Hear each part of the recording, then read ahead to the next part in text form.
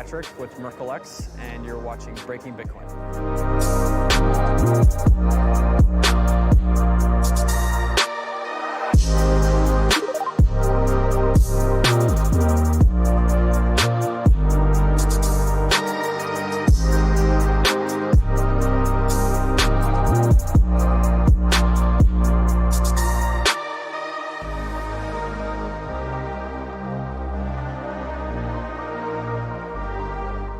Hey everyone, this is Vince from Pi Network, and you're watching Breaking Bitcoin.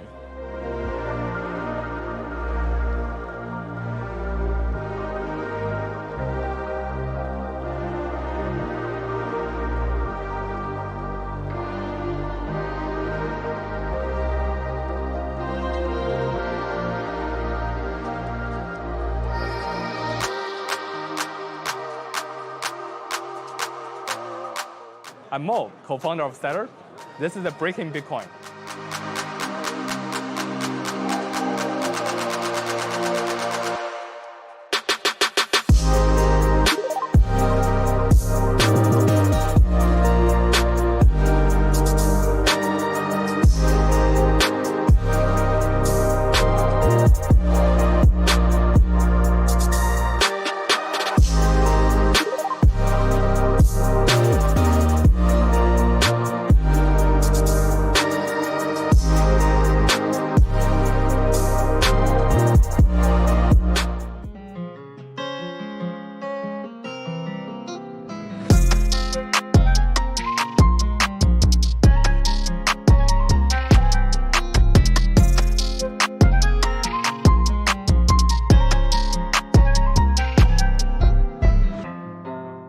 Hey guys, I'm Erez with Blocks, and you're watching Breaking Bitcoin.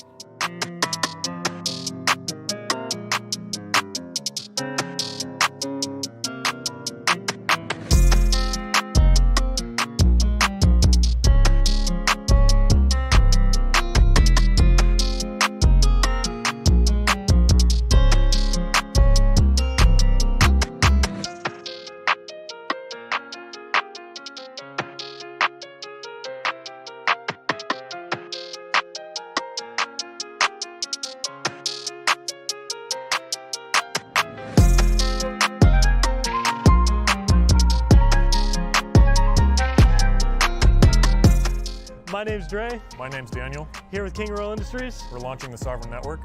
And you're watching Breaking Bitcoin.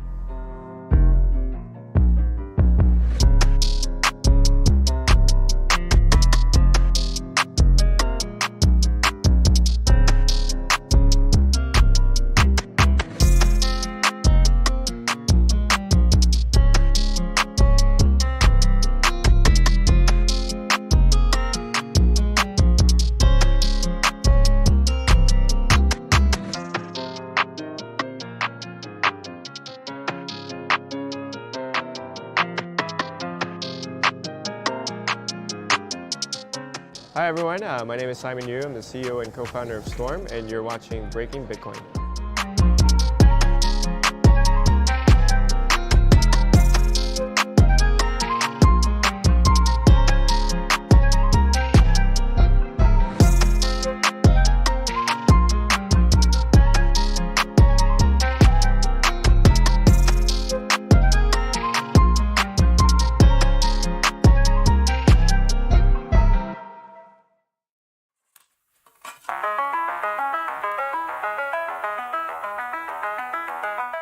Hi, this is Brian Kerr from Kava Labs. You're watching Breaking Bitcoin.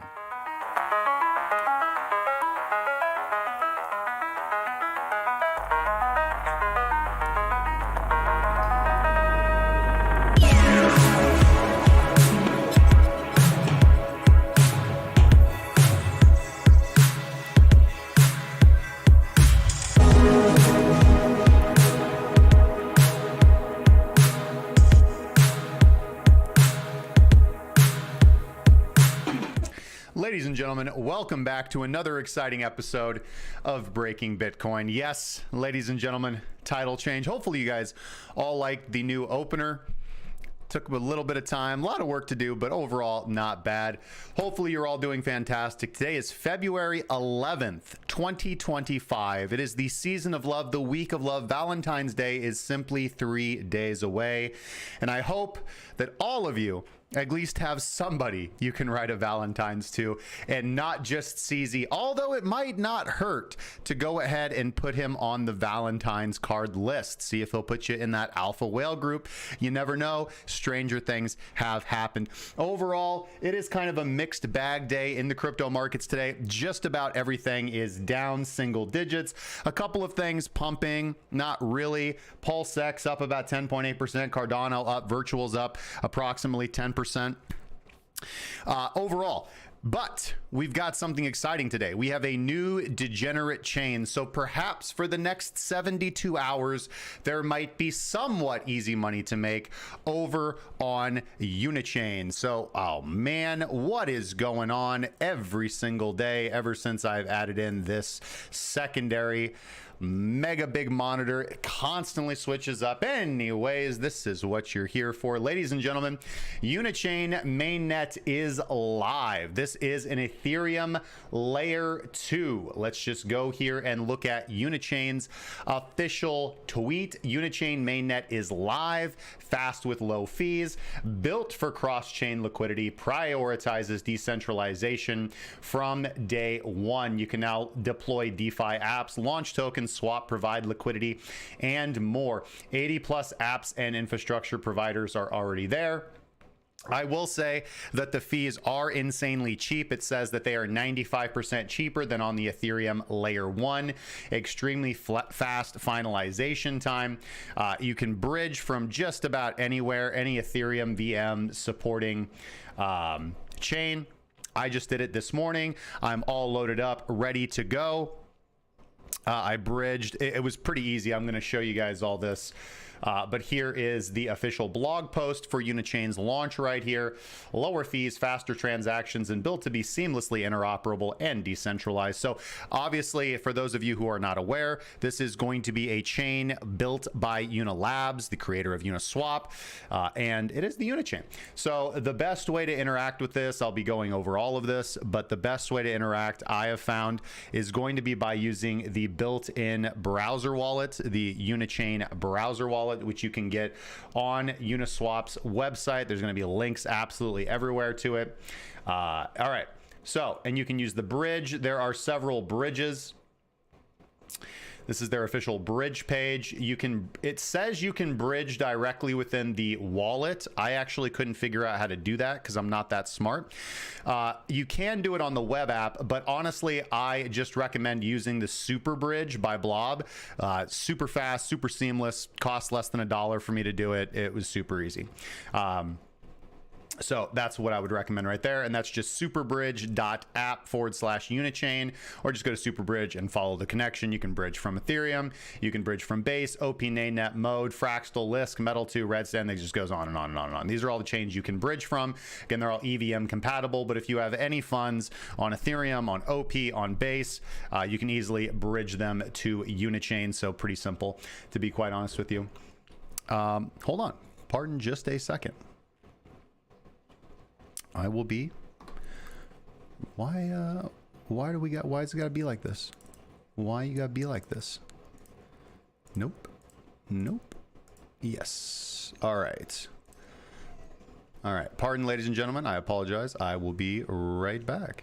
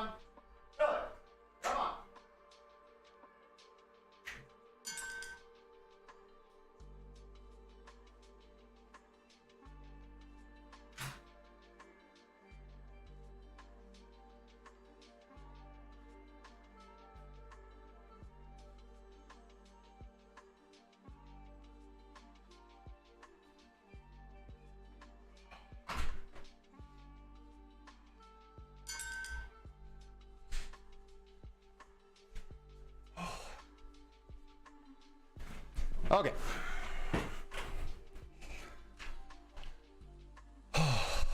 Anyways, sorry about that. Where were we? Right, we were talking about Unichain. All right, so pretty simple, pretty easy. You can bridge your funds, happen very fast. And, you know, just utilizing Deck Screener, honestly, it's kind of that season.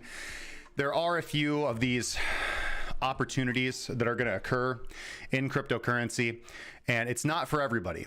You really do need to be, I would say, practice at it a little bit, but brand new chain launches are often gold mines for on-chain profit-seeking profit opportunities. You have to be careful because everybody else is trying to do the exact same thing. But here are some opportunities that you're going to be able to find on relatively new chains. Arbitrage opportunities. These are probably going to be the highest contested areas to make money because there will often be wild price differences for the price of an asset on chain relative to the price of it on a centralized exchange. So if you can find a mismatch, that is going to be a market inefficiency that you can exploit. Just be aware that once you find it, you kind of want to grind it as fast and as quickly as possible, because if you look away for an hour, likely somebody else is going to find that opportunity and they're going to exploit that market advantage just like you want to. So time and tide, wait for no man, ladies and gentlemen. Secondly, there are obviously going to be new launch opportunities. Same kind of idea as we all saw with Pump Fun, with Solana. There was a good season there where basically anything that launched, if you could snipe it sub 100K market cap, you could run it all the way up to $1 million market capitalization. I'm not going to speculate on exactly what is going to emerge as the meta for what exactly is going to pump on Unichain. What I will say is that I already did that this morning, where I deposited about $800 onto Unichain and aped a new launch and made $200. And so that's what we're going to be doing later on for our live trading, basically just sniping the 1 second chart, seeing if we can take advantage of some of these opportunities. The same things need to go into effect. If you guys have not watched my how to spot 100x altcoin videos on researching the token, looking at the liquidity distribution, all of those things can make sure that you're safer. I'm going to be using a slightly simpler method today, which does not completely protect against a rug pull, but will help you out in 90 to 95% of the cases. And that's simply by buying a nominal amount of the token first and then attempting to sell it. Again, that will not protect you from every honeypot, from every rug pull, but it will definitely protect you from the most blatant ones, which unfortunately is about 90 to 95% of them. So we're going to see. Again, we know that Ethereum, anytime you're going to have cheap fees, you have this trade-off. So there are very few, relatively, rug pull tokens that launch on Ethereum mainnet because the cost to do so is prohibitive. Whereas it costs literally pennies to launch a rug pull on Solana. And since Unichain is 95% cheaper than Ethereum, you're going to have that same trade-off. So the higher, again, this case has been made over and over again, the higher the fees, you know, we make the argument that, oh my God, like that sucks. But again, you get a level of security with the fees. And of course, nobody's launching shit coins on Bitcoin. That's all I'm going to say. Just nobody, you know.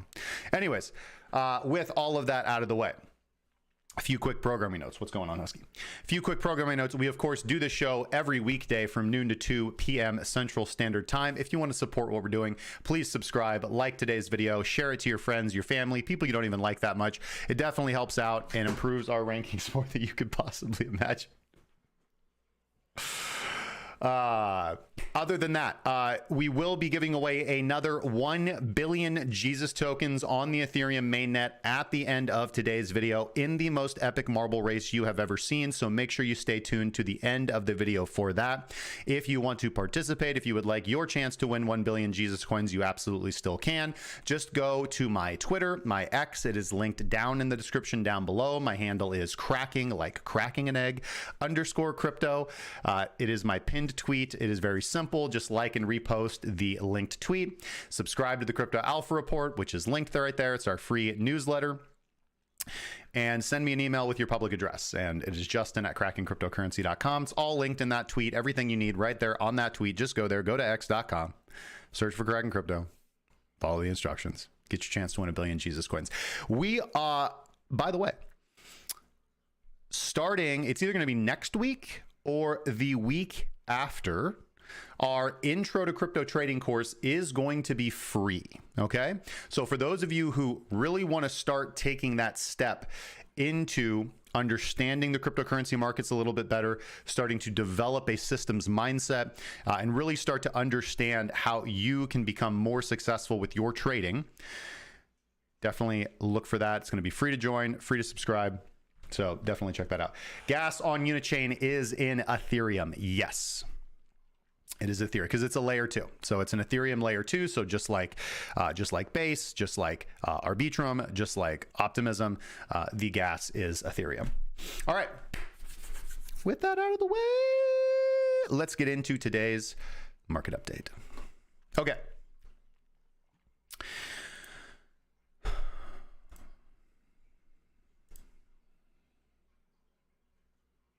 Everybody likes free. Free's good. Free is good. Where is Bitcoin at in its logarithmic cycle? Still hovering around the 50% mark, ladies and gentlemen. We are about 6% away from the center of the logarithmic channel, 306% away from the theoretical top of this market cycle, and about 45% above logarithmic support levels. And again, I really think that that level of support is a bit disingenuous because it is this section.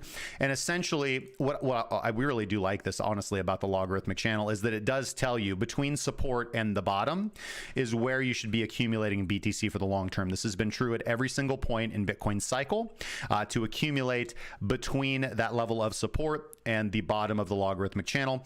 I, as you know, have a little bit of a simpler metric, which is approximately the 200 weekly simple moving average. At or below that has always been the time to accumulate Bitcoin for long-term positional trades.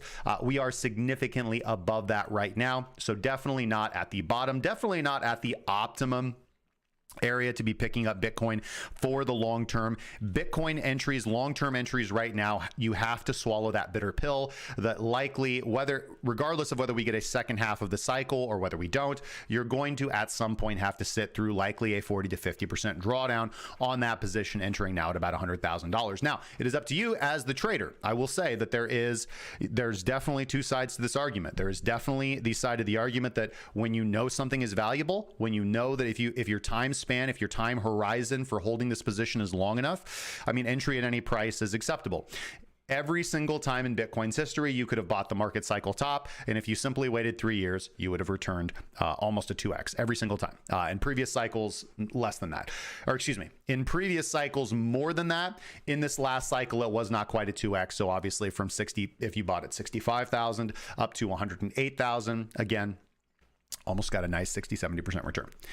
All right, but that's where we're at overall with the cycle. If we take a look at MVRV as well, we are nowhere, based on previous cycle metrics, nowhere near a market cycle top. We're simply double topping at the same MVRV ratio, at the same MVRV value that we did back during the summer doldrums, which again, my overall thesis is that we are going to be entering into the winter doldrums unless and until we get a strong breakout above 108, 109,000. A nice strong breakout, not a wick. We need a good, strong volume-based breakout to really kick Bitcoin off into the next era, or we need to go into the winter doldrums right now, which is likely going to see price drifting down, not jumping down, but drifting down over the next 3 to 4 months down to about $70,000 to $80,000. And then we're going to need a catalyst. Following that, we're going to need a catalyst to reignite the spark.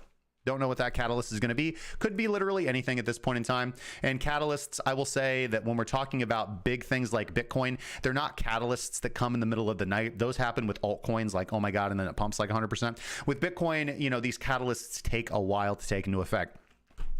Unless we're talking about the election of Donald Trump, and then that catalyst was just off to the races. Bitcoin dominance.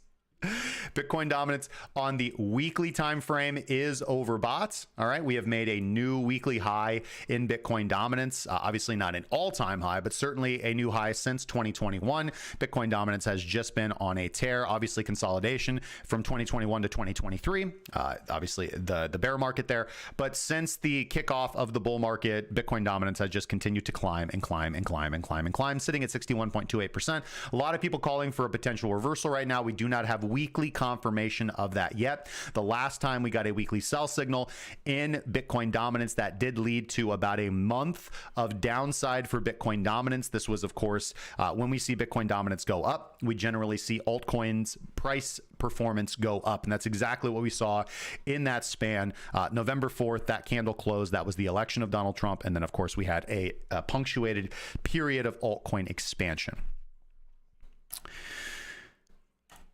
On the daily time frame. All right, so since we are potentially looking for a reversal here on the weekly time frame, looking for altcoins to potentially shine, we go to the daily time frame, and we are 3 days in to a fresh reversal signal on Bitcoin dominance. All right, looking for Bitcoin dominance to drop below the 10-period exponential moving average for a little bit more confirmation of this, but overall things are looking good, and we have seen altcoins broadly move up over the last 2 to 3 days. Looking at stablecoin dominance as well. Stablecoin dominance on the weekly, all right? Stablecoin dominance on the weekly after making a fresh low is making a little bit of a lower high here so far, almost overbought. All right, note that we don't actually really reach overbought at any point in time on this metric, stablecoin dominance. The weekly signals so far, we've gotten 3 of them. We did get about a 3-week bounce following this previous cycle of signals. And then, of course, the strongest one that we had, of course, with regular bullish divergence in addition to that, back in April was, of course, the beginning of the summer doldrums. And then just previously, we were deeply oversold with stablecoin dominance as well. So overall, stablecoin dominance has just moved back into our moving averages, facing resistance at the weekly 50 exponential moving average. I would look for likely continuation from stablecoin dominance right now. On the daily, we did just get a reversal signal, but so far we have not had any follow through from that. In fact, we've had quite the opposite today as stablecoin dominance has increased. Right now, we are at the daily 200 SMA. And then looking at altcoin price performance relative to Bitcoin, we can, of course, get rid of this. Seems like I hate to be right, but overall, I was right with this drawing. Boy. Let's see here.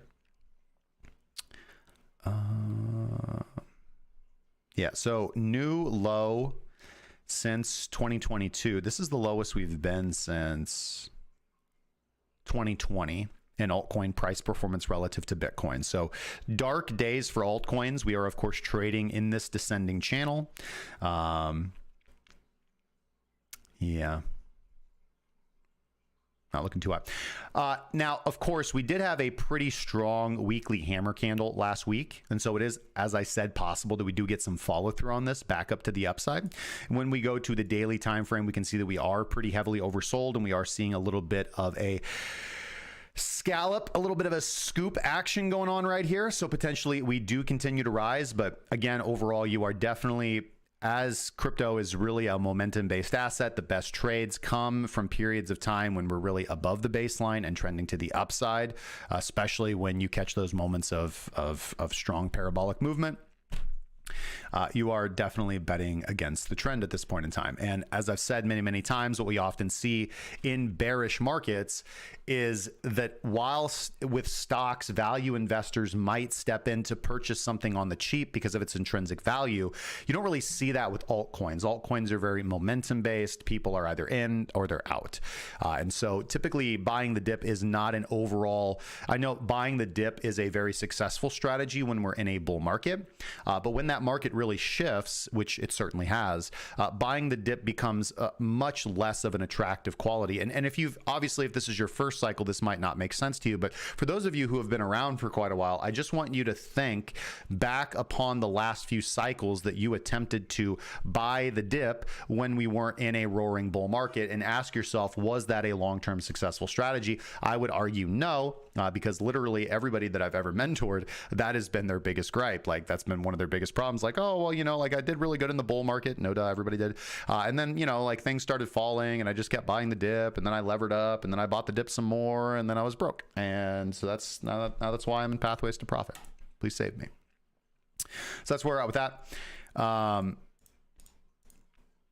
In summary, again, I do see a potential mean reverting trade on the table, or a reversal trade for altcoins broadly across the board. We have gotten some follow through on that, I will say. It does seem like Bitcoin dominance is moving down a little bit. With regards to Bitcoin itself, on the weekly time frame, we still have not closed below the weekly 10 exponential moving average. This week might be very determinative of that. Again, as I've kind of pointed out, every time we've closed below the 10 weekly MA, it has not boded well for Bitcoin. One of two things happen. We either then move up for a lower high, or we just start to continue to sell off at that point in time. Bitcoin is moving in a consolidation pattern, could be a reaccumulation, could be distribution. It's just going to depend on which direction we ultimately break. But we are certainly not in that parabolic uptrend, nor are we in kind of a screaming bear market at this point in time. Just very indecisive for Bitcoin. Absolutely liquidity getting sucked out of altcoins, and yeah, not a good time. Again, we do have support. If we come down here and descend back into the longer term guppy bands, then we are looking for a pullback between 70 and 80,000. Our 200 SMA on the weekly time frame is sitting around 44,177. So that's like the worst case scenario, seeing Bitcoin below 44,000, which would be a screaming buy opportunity because it has been every single time it's ever happened, price trading below the 200 weekly SMA. But again, we're a long ways away from here and there. And so the best thing that we can do, the other thing, as I've pointed out continually on the weekly time frame, is what we see usually when Bitcoin begins to sell off a little bit. We saw this with the summer doldrums, is that our BBWP volatility will peak around 80 to 85%, and then volatility will descend into our double top or our lower high, and then we will begin to sell off. And that's exactly what happened here. And it's also exactly what happened here. We peaked in volatility and we double topped into blue lined low volatility. Low volatility means that we need an expansion in one direction or the other. And overall, while I don't want to be too bearish, it is not looking good for the Bulaws right now. All right, today's daily is relatively ugly. We had like 4 days of absolutely nothing, the weakest bounce you've ever possibly seen. And so far today is shaping up to be a pretty bearish day in the markets, as it does look like we are going to go back down and retest support potentially at 90 to 92,000. And again, a breakdown of this level on the daily time frame is probably going to mean a relatively quick punctuated movement down to about $80,000, which is where our 200 SMA level of support is right now on the daily time frame. Don't really see anything else worth talking about at this point in time. Again, the kind of key thing here, the most important thing for me and the thing that I'm continually focusing on is not necessarily taking this trade here, although I might, depending on what it looks like when we get down there. But the trade I'm really focused on is seeing if Bitcoin can actually rise from the ashes, break back above 105, 108,000, and actually put in a parabolic movement to 125, 150, which is what I'm overall more interested in. See, that's a lot easier money. That's a much easier trade. That's a much more consistent win rate for me. And as a trader, if you want to see, trading isn't always about having something to do every day, and it's certainly not being able to understand where prices are going to go. You know, I've been doing this for over a decade, and every single time I take a trade, I have no idea whether it's going to win or lose. You know, this individual trade, you'll never know. That's just statistics. I know that if I take 100 trades, my win rate's going to be anywhere from 65 to 70%. And I know that that works very well for me, and that's absolutely fine. But that only applies if I only take the trades that my strategy signals me to take. If there's not a signal, I should not be taking a trade. So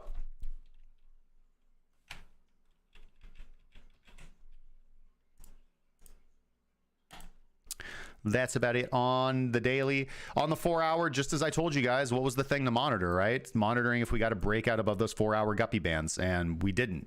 We got another strong rejection from them. I mean, I spoon fed you guys this trade yesterday. I handed this to you on a silver platter.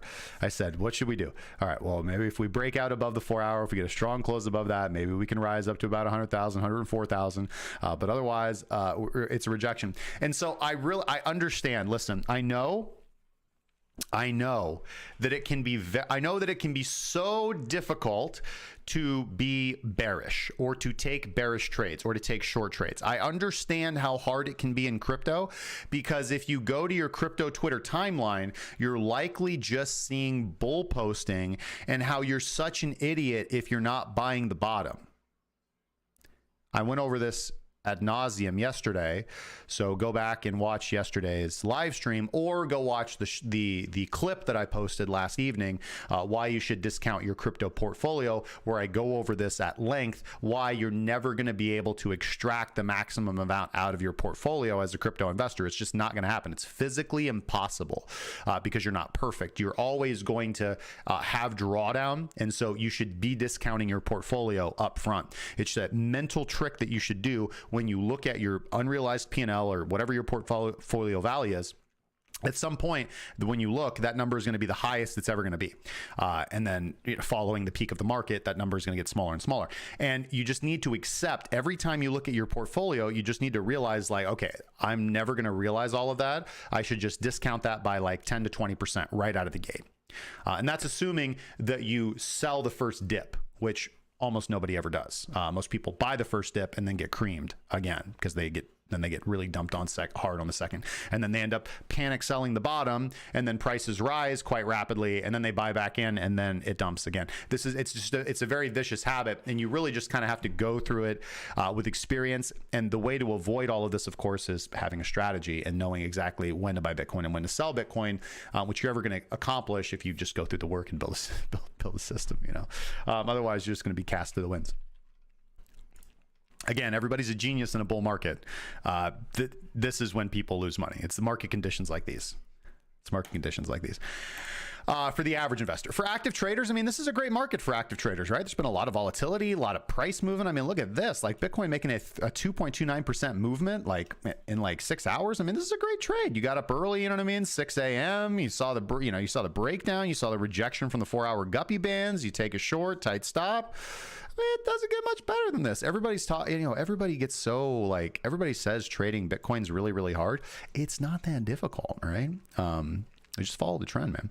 But overall, sitting right now, we got a bullish weekly, a bullish daily. We're about to lose that bullish daily, bearish 4-hour. We've got a bullish 1 hour that is now turning to the downside, a bearish 30-minute, and a bearish 5-minute time frame. What's going on, puppy dog? Usually my husky isn't in here like this, but she is just all about the show today. Yes. DCA and buy all the bottoms. That's the only way to do it. All right, Ethereum.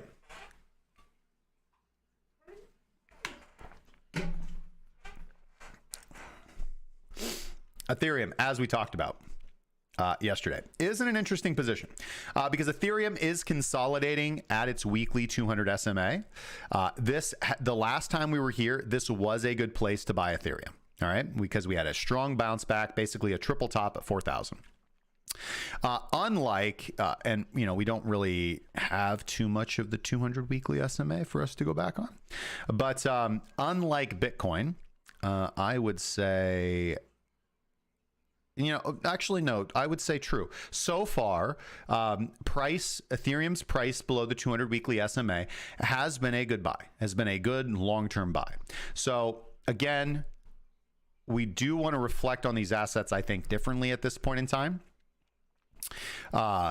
I don't want to be too much of an Ethereum bear. I mean, I think everybody's being a big Ethereum bear at this point in time. I think it's in vogue to be an Ethereum bear, but I want to be very dispassionate about, how I'm seeing things. So overall, I think there is likely a potential Ethereum trade on the table right now for us to bounce from the 200 weekly SMA.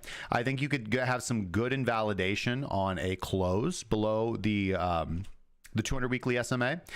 We've already kind of wicked down here strongly, so again, something like maybe a 10% stop loss, although that seems a little tight, to be quite honest with you, on the weekly time frame. So maybe something like a 15 to 20% stop loss, to be quite honest with you, and you'll have to adjust for that stop loss, the risk to your portfolio, by position size.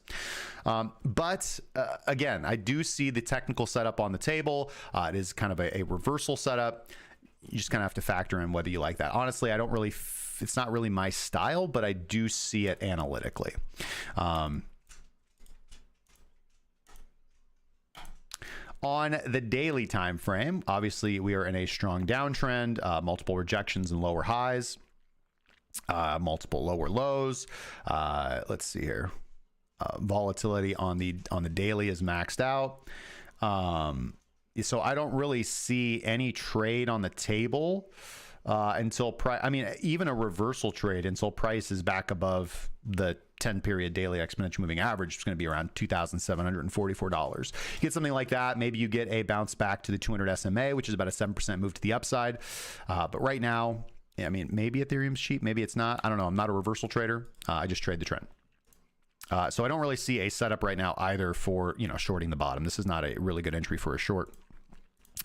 On the 4-hour time frame, maybe it is a really good entry for a short, because on the 4-hour time frame we have continually rejected from the 4-hour guppies. So if you are looking for a short setup, this is kind of the time frame I would likely take it on if we're looking for kind of a bigger move down for Ethereum. Now we have gotten a lot of wicks to the downside here, which I tend to pay attention to, right? I tend not to want to short a lot of things when I'm seeing volatility compression, and when I'm seeing a lot of wicks to the downside, it does suggest that price does want to move up. But we did just get a 4-hour rejection from the guppies, so you would have a nice invalidation here if you wanted to take a short position here. It's not the best entry, but again, you can just use the 4-hour guppy band, so you're about 6% to the upside from current price if you wanted to short the market. And then, yeah, pretty much bearish on all fronts except for the weekly trend, which hasn't shifted yet. The daily trend is bearish. The 4-hour is bearish. The hourly is probably going to be bearish here pretty soon. The 5-minute is bearish. And the 30-minute is neutral.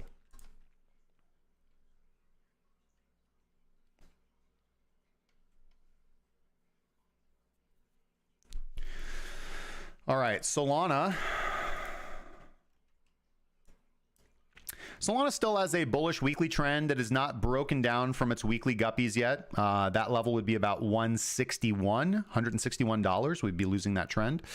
Weekly volatility is relatively low. RSI is neutral. So nothing honestly fantastic to talk about on the weekly. As I kind of said yesterday, when you really zoom out, you see that Solana has basically ranged from like 100 to 200. And I know that's 100% range, but it's basically just ranged for all of 2024.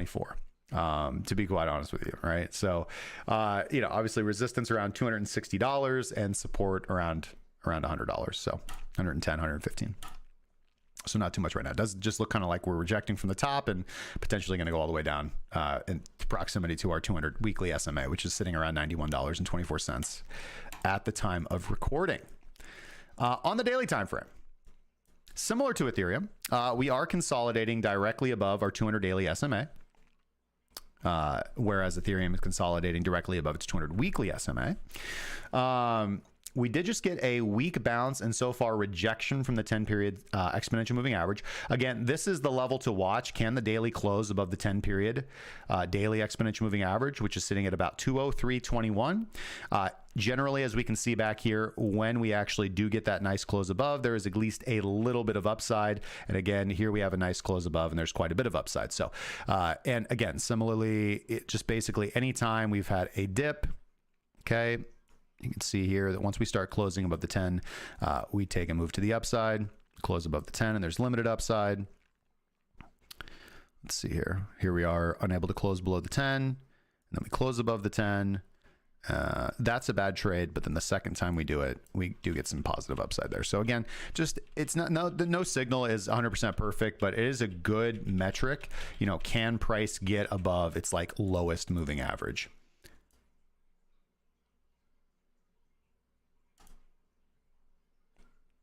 And kind of a similar setup here. We are rejecting from the 4-hour guppies right now, which we're tightening.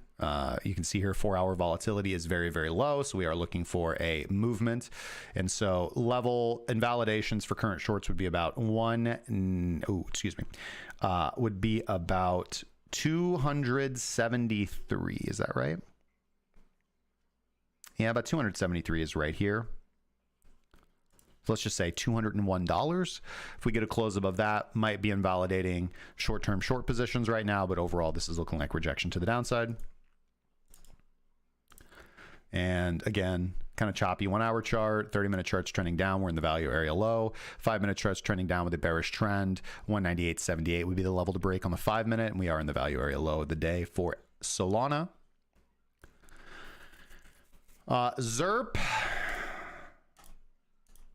All right, XRP on the weekly time frame has come down and consolidated at its 10 weekly exponential moving average. Hasn't really closed below it yet. Big wick to the downside, scaring a lot of people right now. Don't really have any thoughts or opinions on the weekly time frame. It doesn't really speak to me.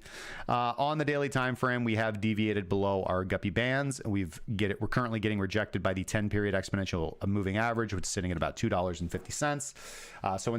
So as long as we're below that, things look pretty dicey for XRP here right now.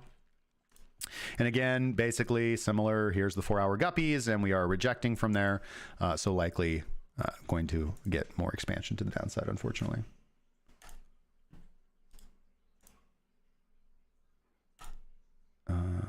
Yeah, and the value, we are deviating below the value area low on the 30-minute, and on the 5-minute we're also in the value area low. And finally, let's wrap this up with Dogecoin. Dogecoin on the weekly, kind of the same story as XRP, but whereas XRP is held up a little bit better, Doge is all the way down in our weekly guppy band, so potentially an area where we can see a little bit of a bottom. I would want to see a little bit more time and tide, to be quite honest with you. On the daily time frame, we have basically sold off all the way down to the 200 daily SMA as well. Again, unable to get above the 10-period exponential moving average on the daily time frame. That's kind of the level to watch. That is sitting at about 26 cents, and we are rejecting from the 4-hour guppy bands right here. So again, guys, this does look like rejection. Does not look fantastic, not going to lie. Gold having a bit of a sell-off today after making yet a new high, almost $3,000 on Awanda. Silver as well has been having a pretty good run, but it's pulling back over the last about 5 days. UNG gapped up today up to 1863. I'm going to be rich. And oil is sitting at 73.34. It is moving in the opposite direction of which it should and which it ultimately will, but oil will be moving down. Mark my words. Inside bar day for the SPY and inside bar day for the NASDAQ. Nothing too spectacular coming here. It's kind of an overall sideways day. US equities. MicroStrategy having a little bit of a small down day, as is Coinbase. NVIDIA continuing to pump, but an inside bar day for NVIDIA. SMCI gap down, but inside bar day. Tesla, big gap down and move down today. I don't think Elon cares. Inside bar day for Palantir. Vistra is again just kind of doing really nothing. And DJT is grinding the lows here. Potential breakdown of $30 on DJT in addition to that. All right. Let's go through the watch list and see if we can find some daily setups for you fine individuals and for myself.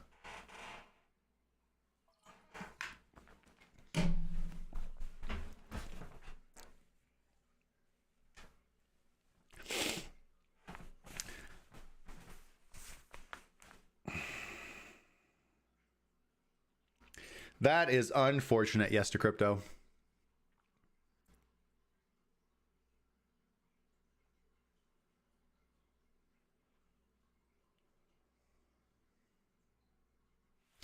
All right. Let's see if we can find some setups.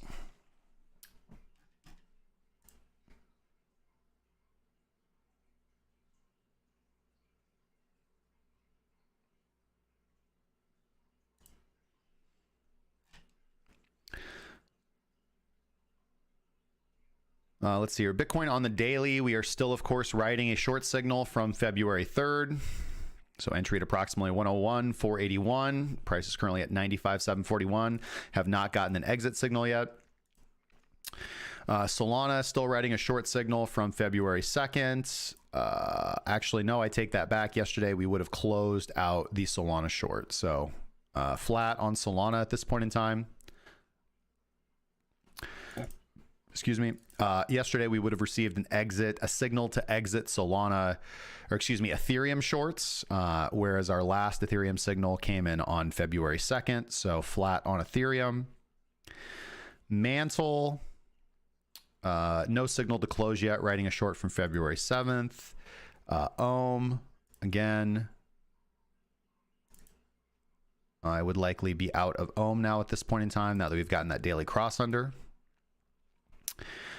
Phantom, we would want to be out of shorts at this point in time on today's daily close, riding a signal, almost a break-even trade on FTM, but likely we hit TP1, TP2 here, so that's absolutely fine. Yeah, that's all I got to say for Phantom. Ondo Finance. Still writing a short signal from February 9th. Radium would be probably closing out today following a short signal on February 3rd. Hyperliquid.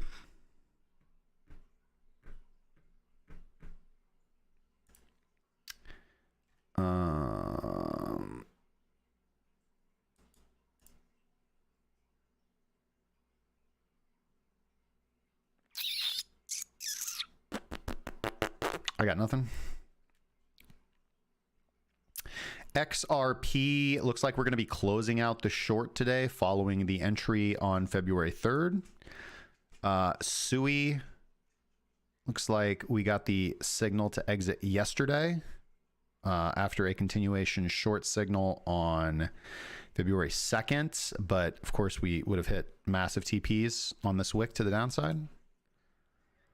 Athena looks like we're going to be getting a signal to close after a signal on February 2nd to short.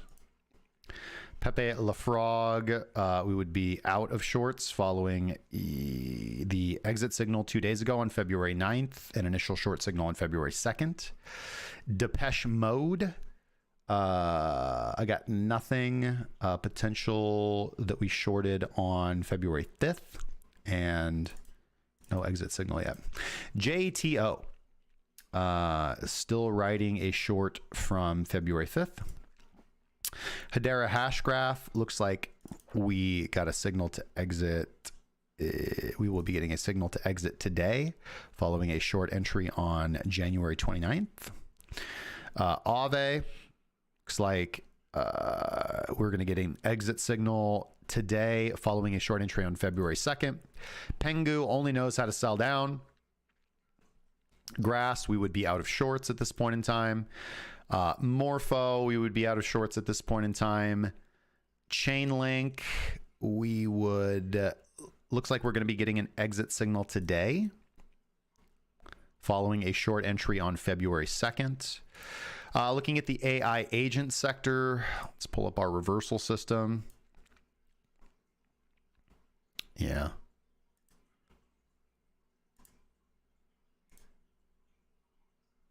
We're getting some weak buybacks, I will say. Virtuals, kind of a weak buyback here so far. Tau, a little bit of a... Probably Tau has been moving the absolute best. RNDR, yeah. Not really overly excited for these, right?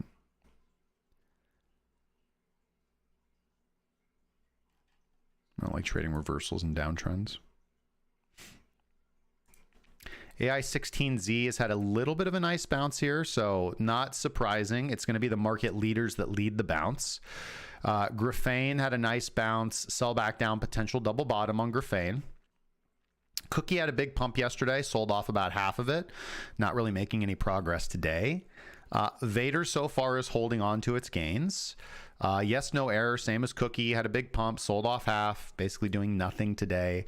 SNAI, like Vader, is holding on to its gains. Noor, potential higher low. Usual suspects doing absolutely nothing.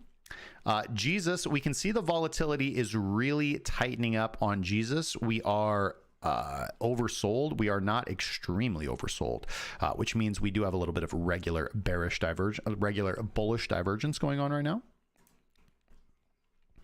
White Rock was fun while it lasted, but not really doing anything exciting now. Checks looking like it's going to head down, and Barachain only knows how to sell down. This is going to be looking like the Pengu chart. Maybe, maybe not. I don't know. But so far, Bara hasn't done squat all. So I didn't really see anything of interest there. We're kind of coming off of, we're kind of in a season of taking profits on swing trades and potential entries on reversal trades. But again, I don't do, most of my trades are not reversals. So that's not really my thing, baby.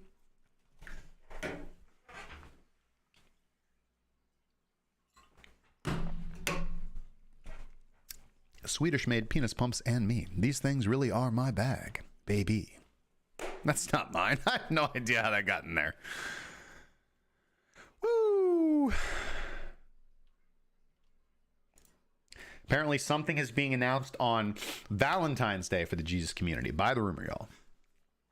Hey, man, it is the season of love.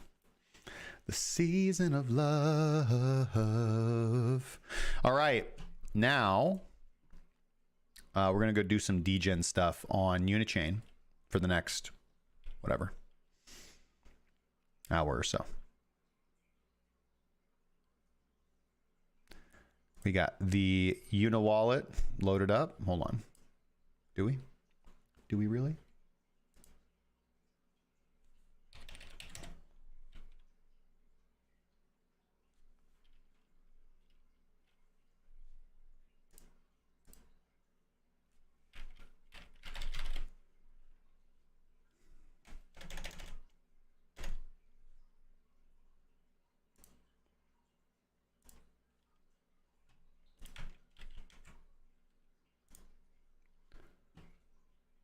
All right.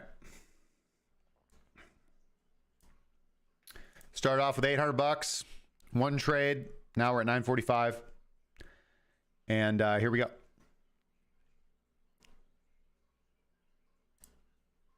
We're going to be using Deck Screener.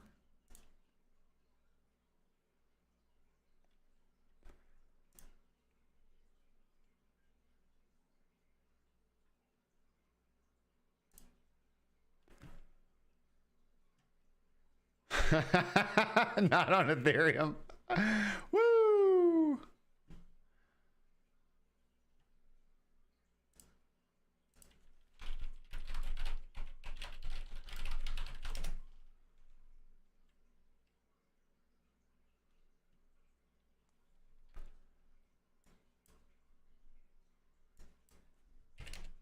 Whoops.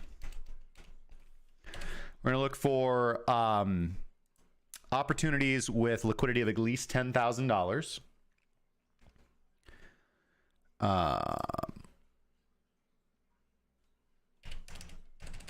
A minimum FDV of $100,000.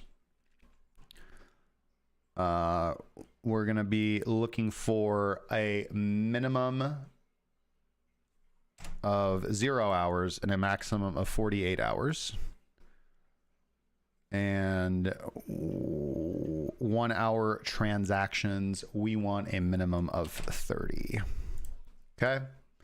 This is, by the way, guys, this is very, very degen, like super degen.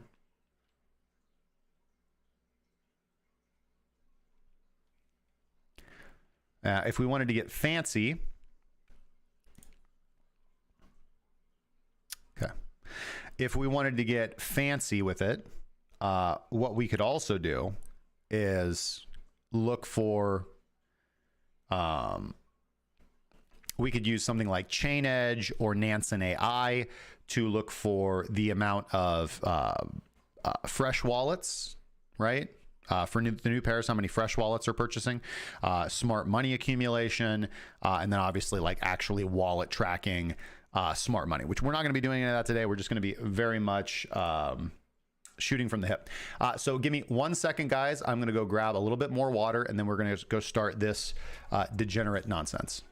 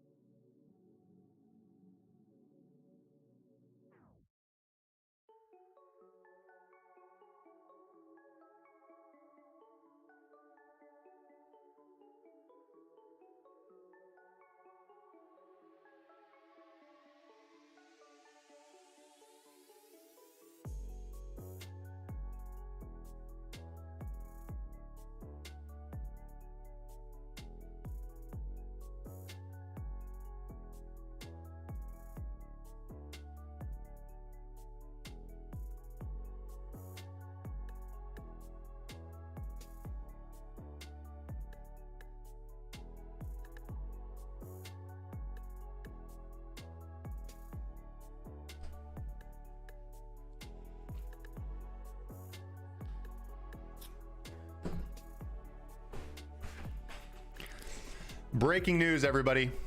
Breaking news.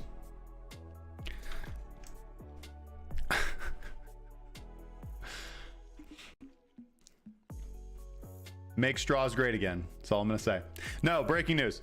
Binance adjusts treasury holdings, denies crypto sell-off. Binance has clarified that recent significant reductions in its Bitcoin, Ethereum, and Solana reserves, reported as high as 94% for Bitcoin and nearly 100% for Ethereum and Solana, are due to internal treasury accounting adjustments and not asset sales.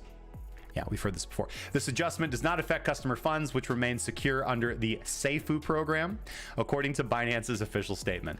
The exchange insists that these changes are part of their routine financial strategy, despite market speculation suggesting otherwise. With Cointelegraph, of course, hitting the wire saying Binance just sold 94% of its Bitcoin reserves, 99.9% of Ethereum, and 99% of Solana in January, although these were profits, not customer funds, analyst reports. And so, of course, Cointelegraph giving this update. Binance is not selling assets. This is simply an adjustment in the Binance Treasury's accounting process. User funds are safe as always.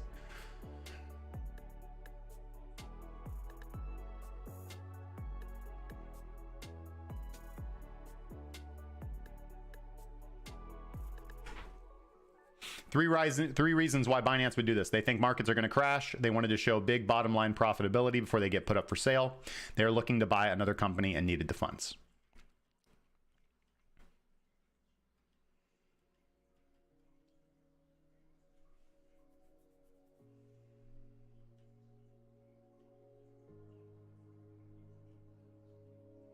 Could this be the trigger for the liquidation cascade at the end of January? Well, it's February. What are you talking about? Oh, could this be the trigger? Okay. I see. Okay. A little bit of breaking there. And then, of course, make straws great again. Trump signing the executive order to bring straws back. All right. Ooh, what about Powell? Powell discusses U.S. stance on CBDC at Federal Reserve meeting. Cautious stance against the CBDC. Yeah, CBDCs are literally the ultimate evil. Powell to reassess crypto debanking.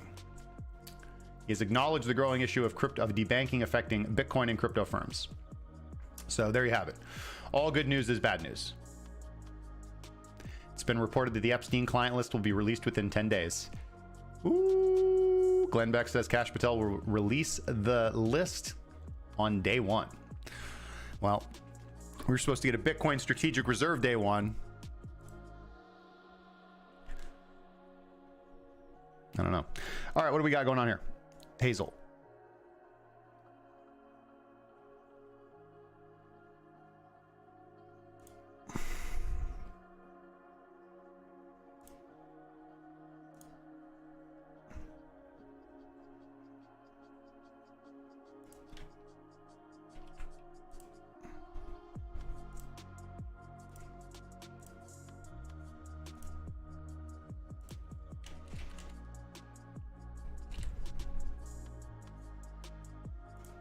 All right, so here's what we're doing.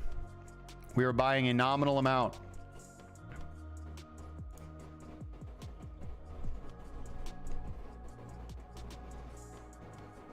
Transaction cost was less than a penny. Failed to swap. Swap failed. Okay. Is it a sign? Let's check our settings. Let's set slippage to something like 20%. Okay. It's all good. This is, yeah, that's why.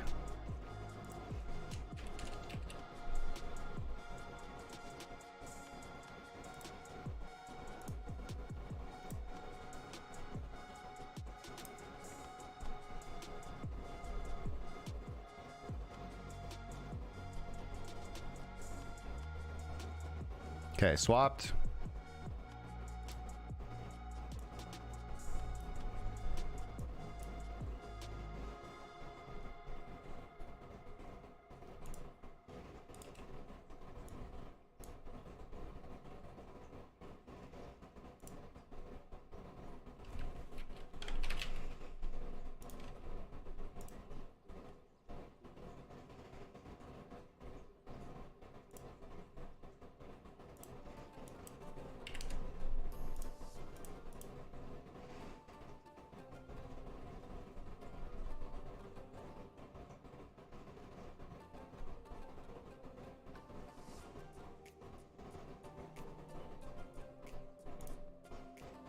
See if it's actually going to let me do it from the pop-up right now. Yeah, see, it won't let me do it from the pop-up. So we just get this all prepped.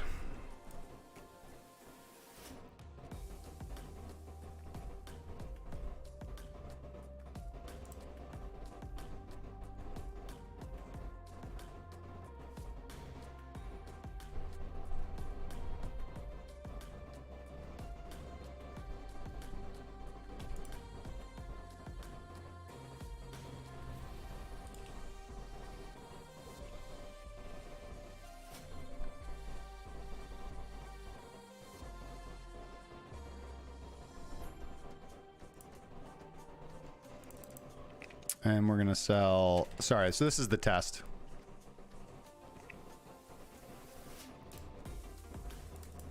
Let's see if we can turn back on auto slippage now.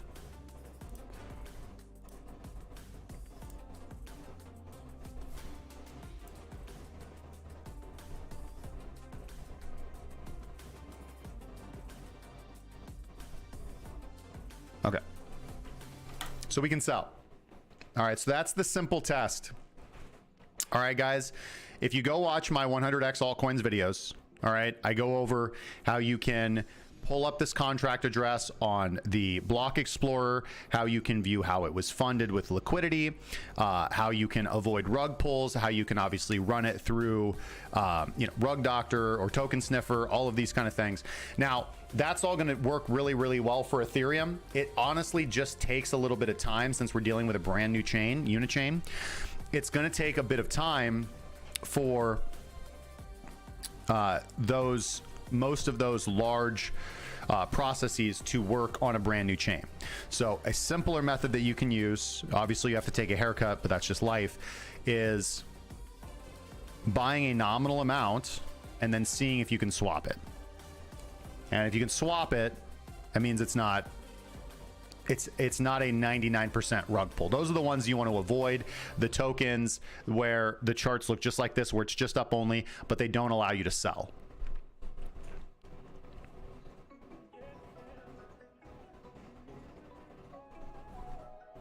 And if you can avoid those,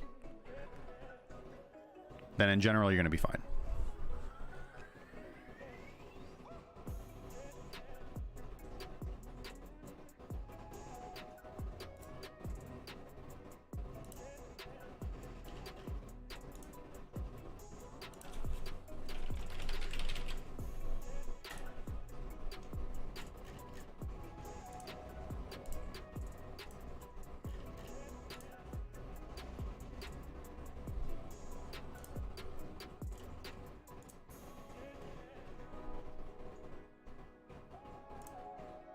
Oh, whoops. I think I see what the issue is.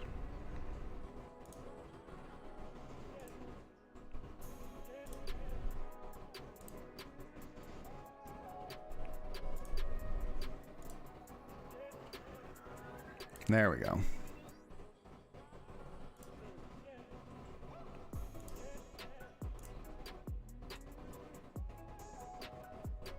Nice.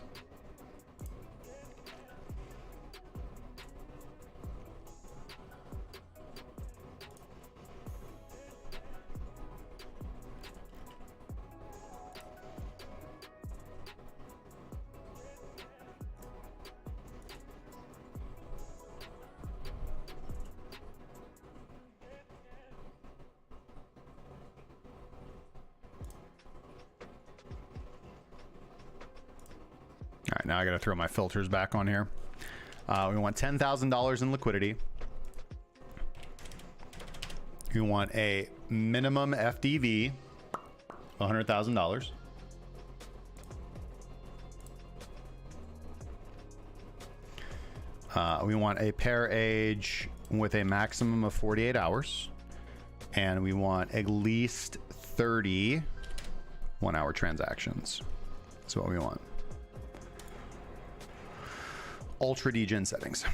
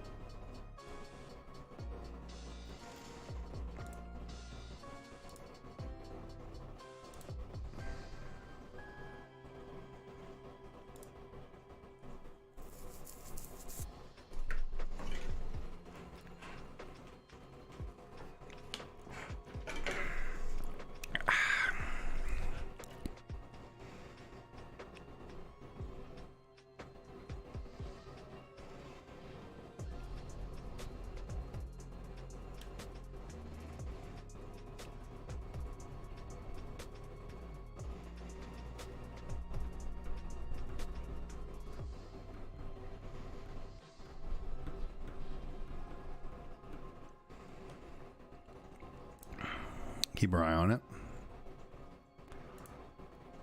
Why are my filters not saving? That's annoying.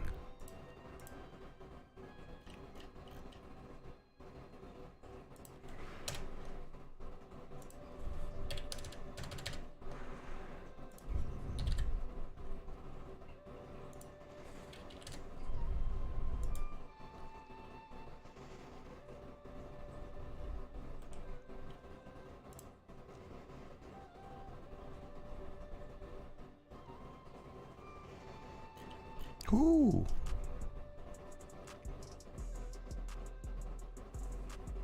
It's a bad mamma jamma. This thing is getting botted to hell. My good lord.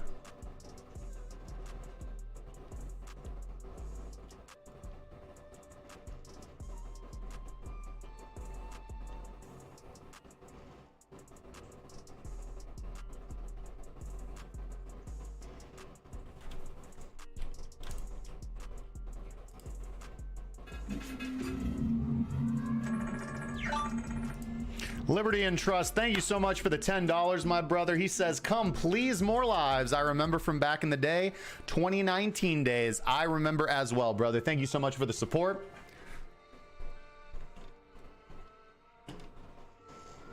Thank you, thank you, thank you, my friend. And yes, in Liberty, we do trust.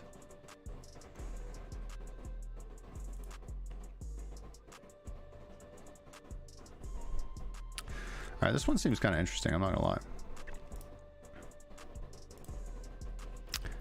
Come on, man. I got it right there.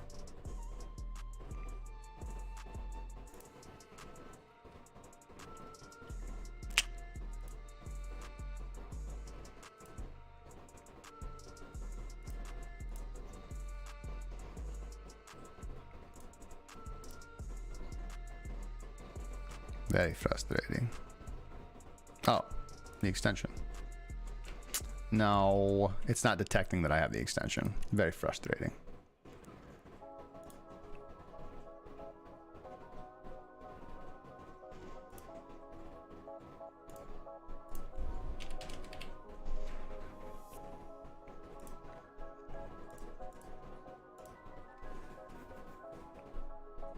All right.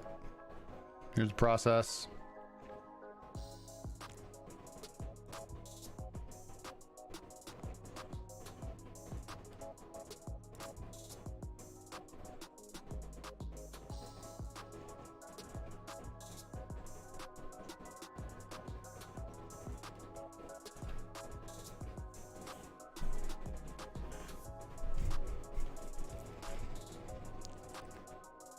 Let's see here.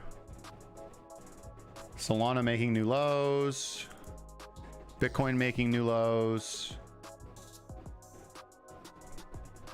There we go.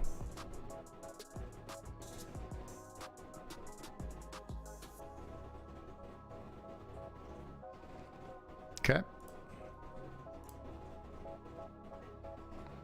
Now can we sell it?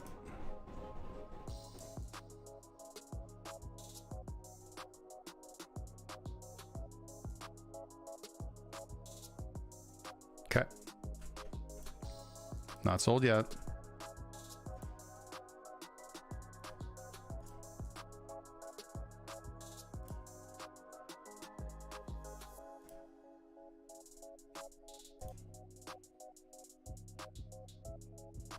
Okay.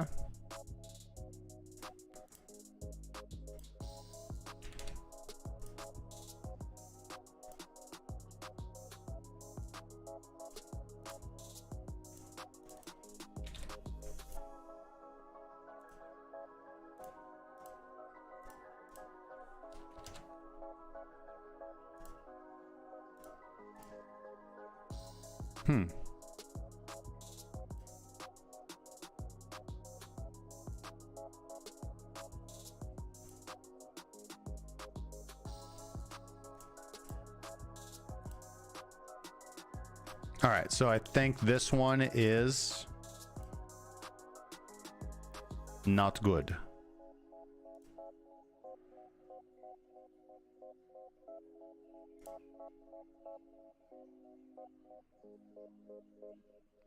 because it won't let me swap. All right, on to the next.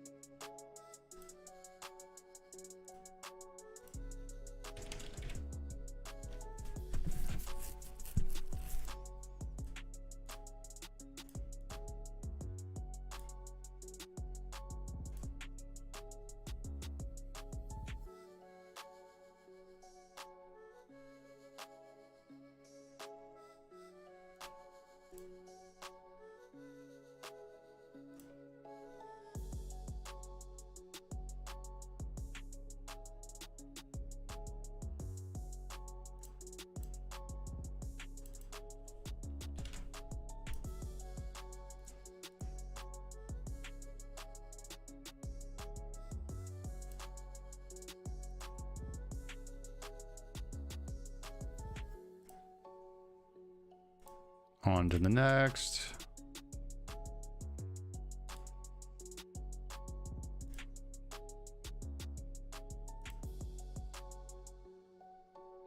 So Unicorn's good, Hayden's not good. But I don't think Unicorn's really doing anything.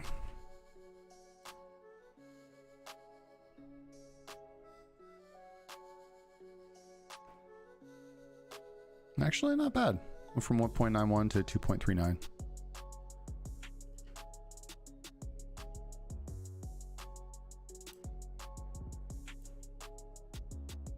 Let's see here.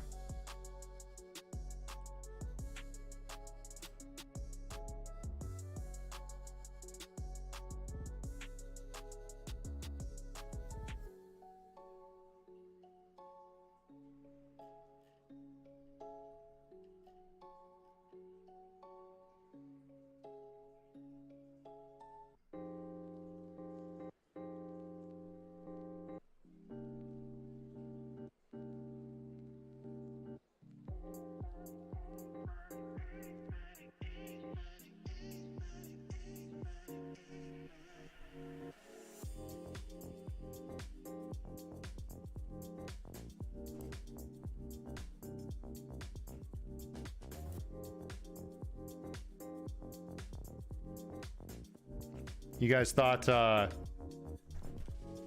trading was exciting, right?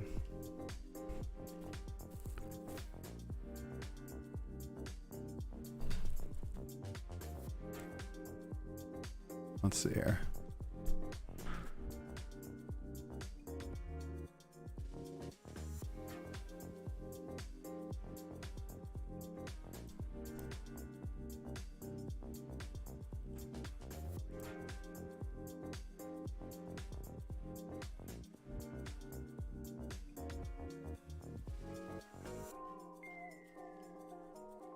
Unidoge. Look at that.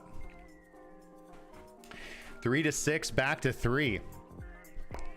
Handshakes and protocol. Modi and Macron at the Paris AI Summit.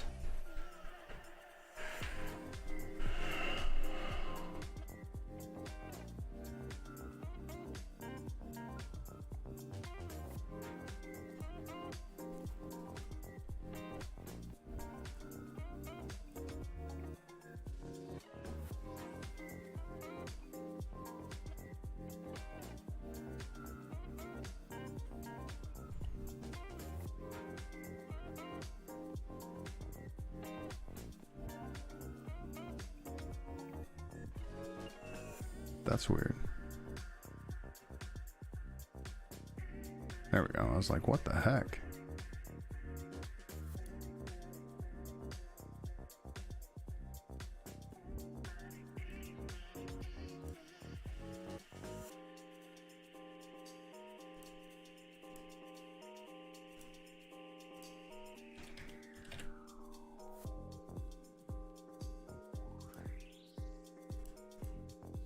Oh, I've done my research. Relax.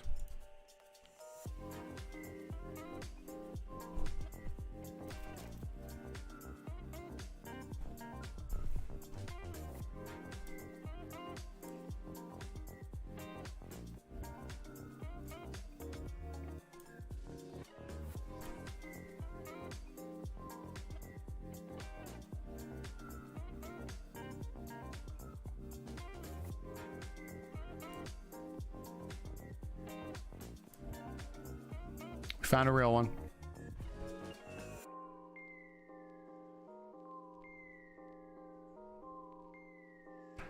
All right, good stuff. What do we think?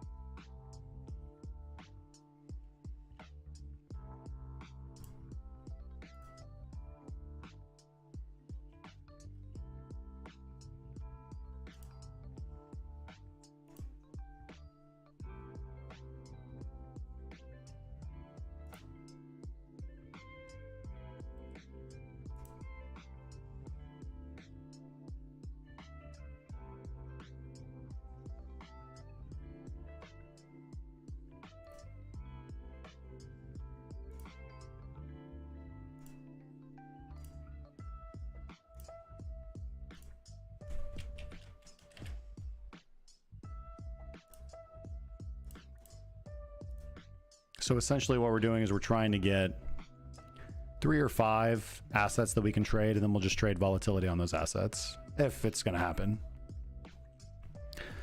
Okay, easy.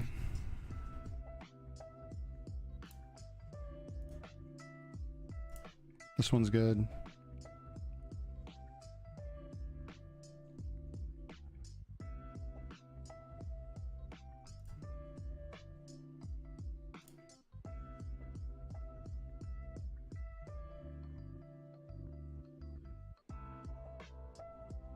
Okay.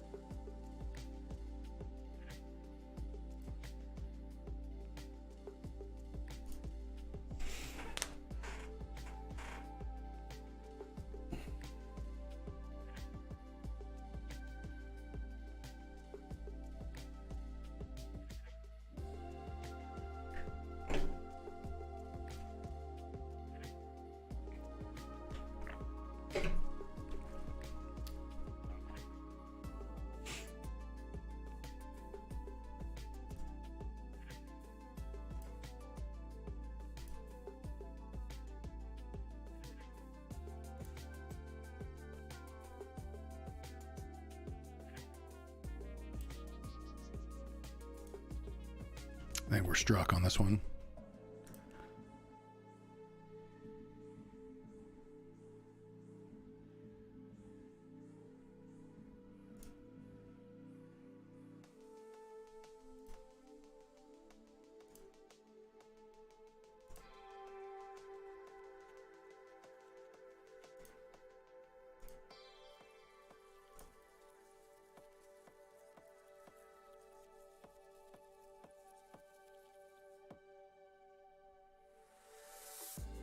Interesting.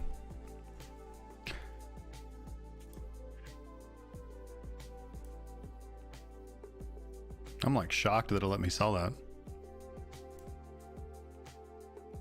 Because the chart is broken.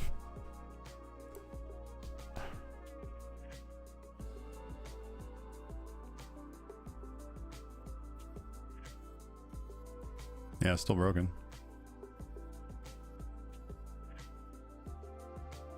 The last transaction the deck screener is logging is 23 minutes ago. We have broken Unichain.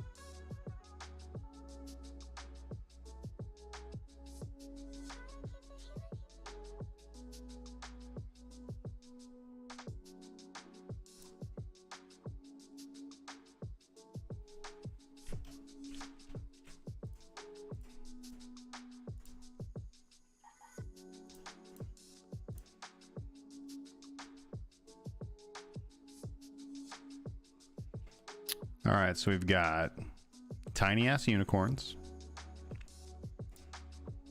Unidoge, Hazel, but I'm not really sure what's going on with this thing. We can definitely buy and sell it, but the chart is broken. And Unicorn, which is certainly the largest cap. And we see that up here. Unicorn has... It doesn't have the most liquidity, actually. No, I guess Unipump has the most, the biggest FTV. Let's get this one opened up. UniP.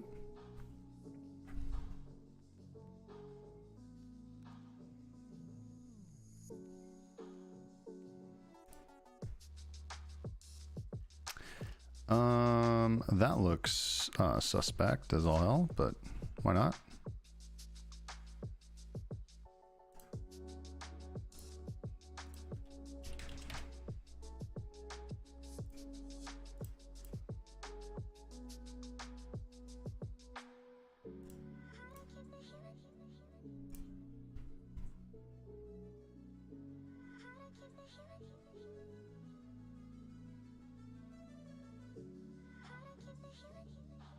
Okay.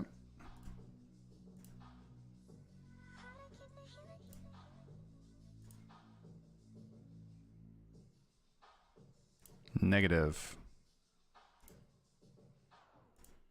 That one got a lot of people. Makes me feel sad.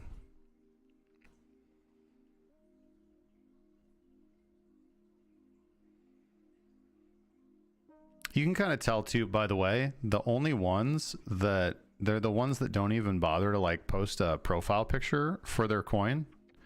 except for this one, which definitely worked. Interesting. Okay. Tiny ass unicorns it is. I like tiny ass unicorns.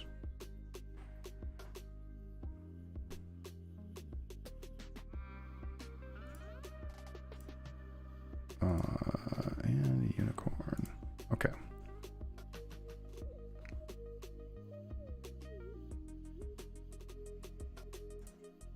Waiting for it.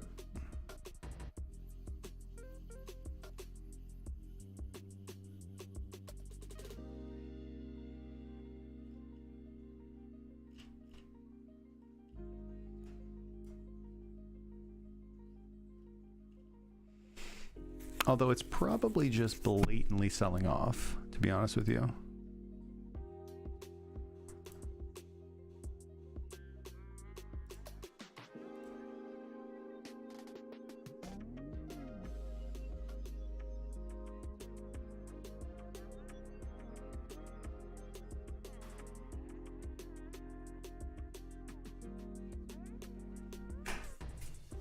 Do some marble running here in about 15 minutes.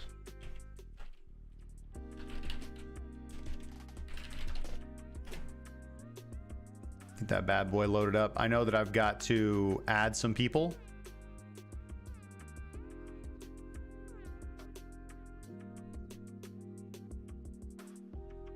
There it is.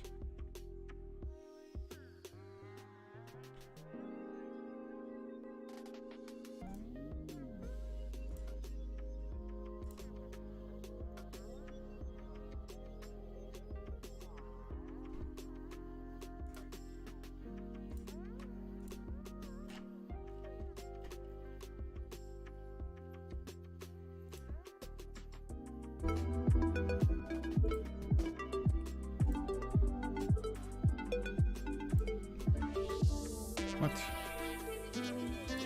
Oh, I gotta add them all back in. That's unfortunate. That's okay.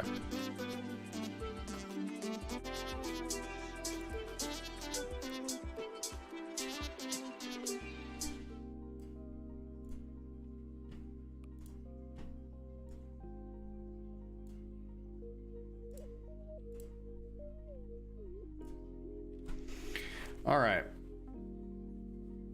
That's how we're going to give away 1 billion Jesus coins on the Ethereum mainnet here shortly.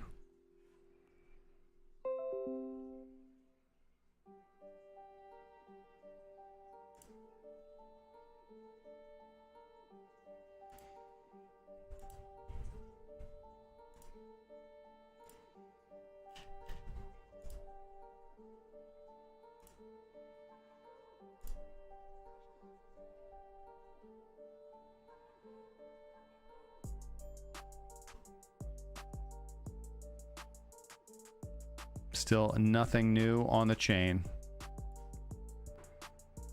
Nothing yet has risen above.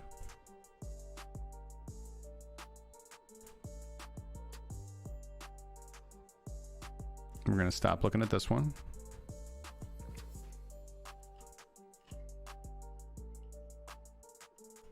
This one looks pretty rough.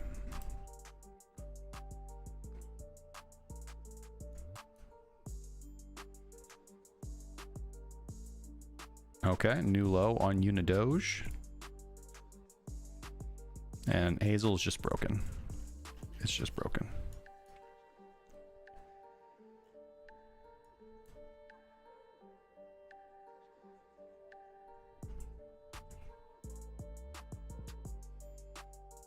It's a big buy.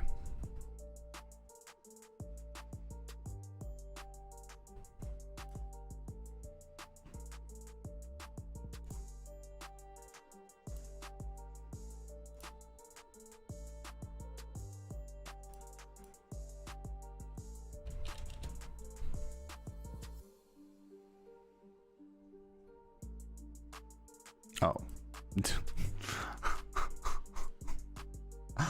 Oh.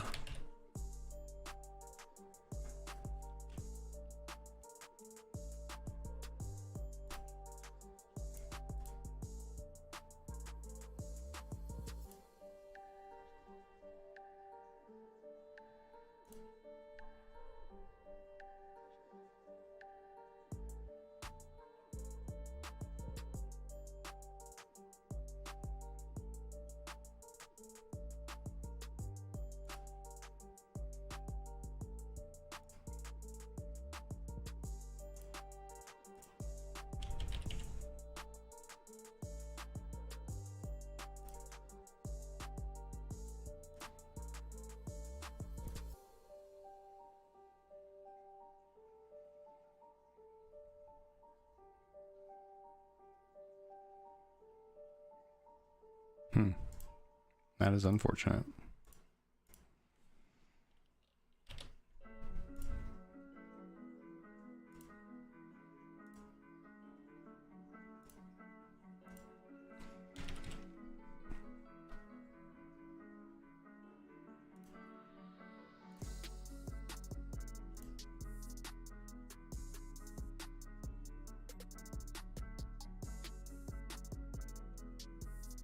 There we go. Took a haircut. We'll see if it pays off.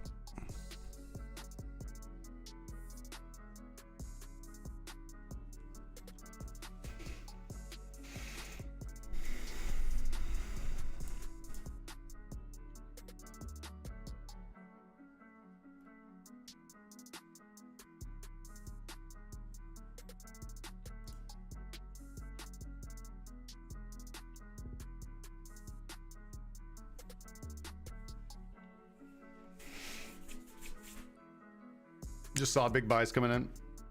Hey, Freemans. Freemans. So that man is free. Meanwhile, Bitcoin just dumping. Oh boy.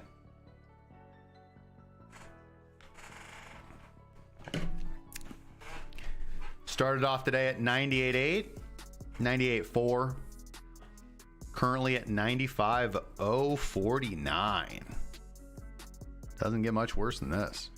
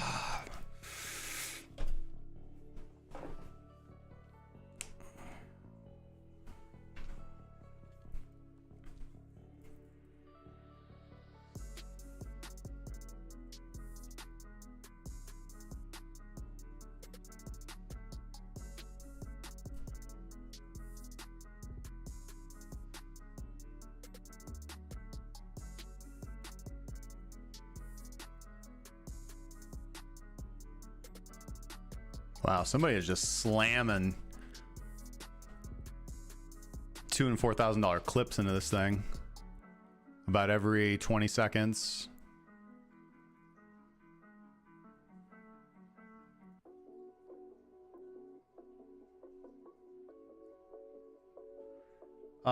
With regards to Bitcoin, yes. Yeah, we're still short on Bitcoin. We got exit signals on Ethereum and Solana and a few other things. You can rewind. I covered all the daily time frame charts approximately 1 hour ago in the stream, and I'm gonna put it out. I'll cut up the crypto market update, and I'll publish that separately here in a couple of hours.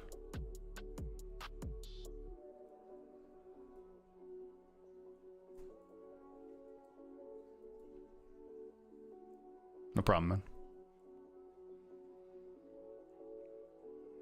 897 in the clip.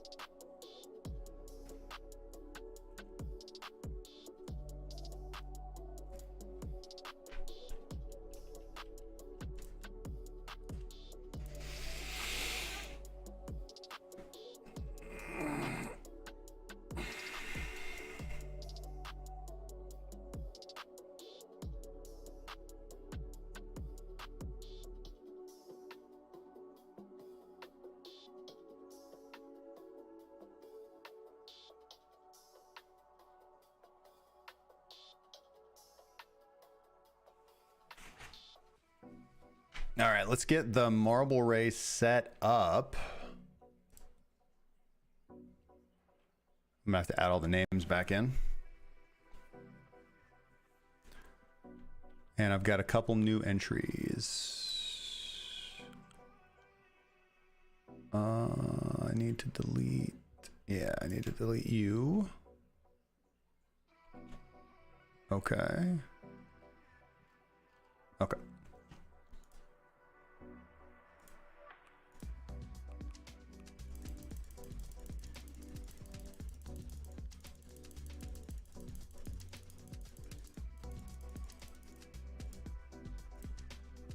We got Endry M, Alfred V, Yes to Crypto's already won.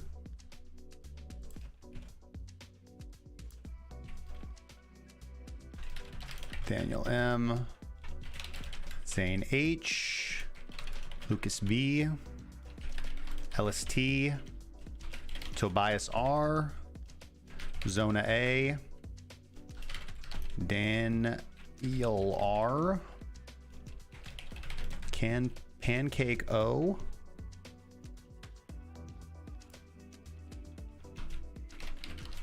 Quankite B, Pathcake L, Muffin K, Electric Oxen,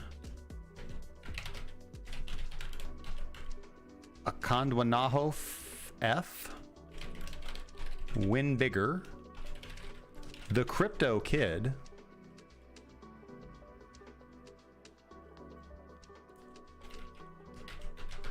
Moskov 476, Ibu E, Legenda N, James A, Fid T, Jombang O, Risky, Kex U, Mikhail W, Jombang B, Crush N, Miriam, Eleanor,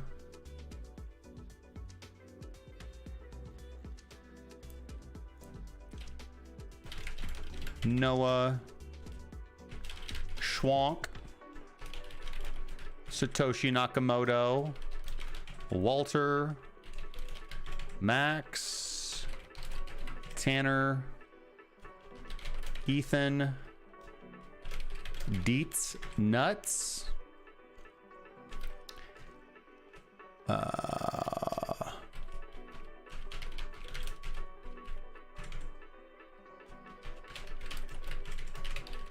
Barry B, Dan N, Jonathan B, Mussy, Juan, and we had some new entries this morning. That's gonna be, ooh, whoops, CM Punk, Jacob,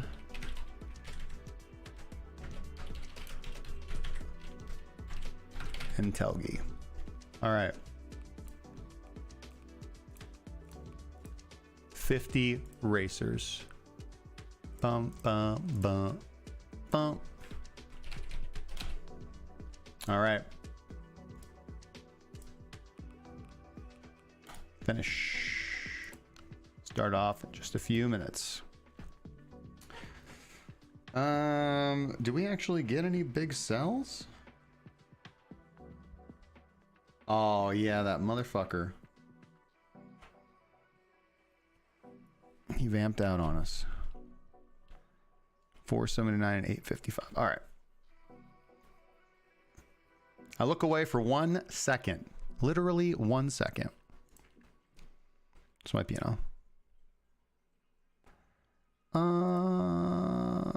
I mean, we'll take the $70.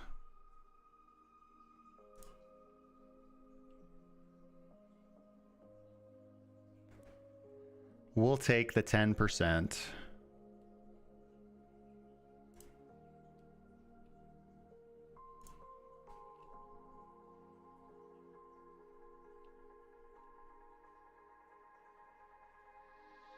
Thank you.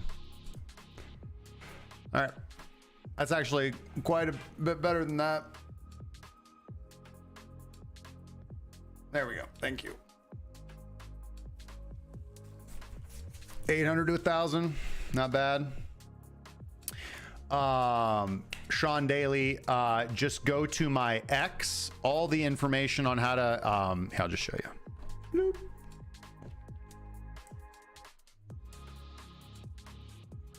Profile. You'll see my pinned tweet is right here. All you have to do is like, repost, and comment on this post right here. Profit Bears. Sign up for the Crypto Alpha Report right here. It's absolutely free. And then just email me your Ethereum deposit address so I know where to send them if you win. All right, ladies and gentlemen, I think we should get going with the hoopla, since we just did 20% actually. So 20% ROI on today's live Degen trading. And you guys saw that. It was a majority of, well, my braces. Oh, come on. There we go. Woo. Just so you guys are clear about that, that's typically what you should expect. The majority of your time should be getting your watch list together, verifying what it is that you actually want to trade, getting your pages set up for easy and quicker execution, carefully putting your filters in, monitoring the coins, and then patiently waiting for some form of signal. With a lot of these, again, what we ended up making profit off of there was seeing large buys coming in. Price had already basically broken out on that unicorn asset. We were essentially consolidating, and then it broke out, and then it pulled back a little bit. So I was already wanting to get in on the pullback. Stochastic on the 1 minute was oversold, so I was already considering it. And then I started seeing those $2,000 clips come in, so I knew a shark was trading on this asset. So I'm like, all right, well, I'll just follow him. Then I looked away to get the marbles ready, and of course he dumped all at once. He bought in slowly and then dumped all at once and took your profit, and that's how you should as well. Especially if you're talking about $1,000 clips, and we're talking about something that has liquidity of about $60,000. All right. So, but not bad. 20% ROI on today's degenerate trading. Again, nothing to write home to mom about, but certainly able to take the kids out for a nice lunch. With that out of the way, we are now going to be giving away 1 billion Jesus coins, ladies and gentlemen. 1 billion Jesus coins with the world's greatest marble race. You have never seen anything like it.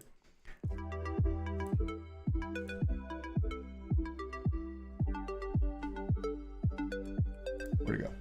Get back over here. All right. We got the names in. Let's do Death Alley. That sounds fun. 50 racers.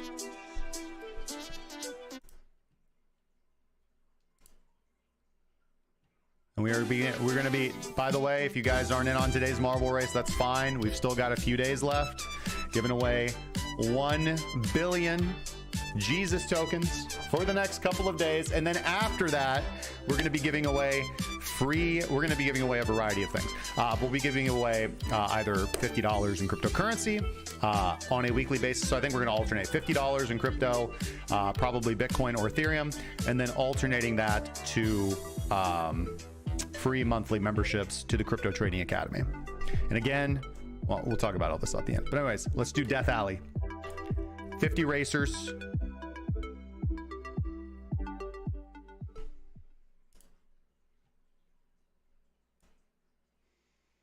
Let's take a look at the course, see what our brave men and women are going to be fighting for today.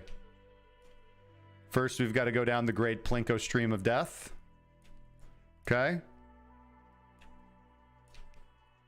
Whoever makes it down first will have a speed up down the long chute of death. Don't let it, see, there are perils and pitfalls. Look at those posts. Can easily mess up a good marbles run. Now, once they make it down the chute of death, they're going to have to get through Thunderdome. All right, that's what we like to call these. The wacky, waveable, inflatable, arm flailing tube men balls that will absolutely knock a mofo down. Not one, ladies and gentlemen, but two of those bad mamma jammas. That's what our contestants will have to get through today. Following down into the speed up, hoping that they can stay right in the pocket, not drifting to the left, not drifting to the right, through yet another Thunderdome, and yes, another and another Thunderdome, while the possibility of going right off the edge and into the death of the abyss is absolutely possible. Wow, look at all these Thunderdomes. There's like 19,000 of them. All right. But if our fine contestants are able to make it through all the way to the end, they will be able to drop down into the pit of glory at the finish line, following around the nice moose horn right here and into the finish line. So there it is. Let's join our fine contestants back at the starting line.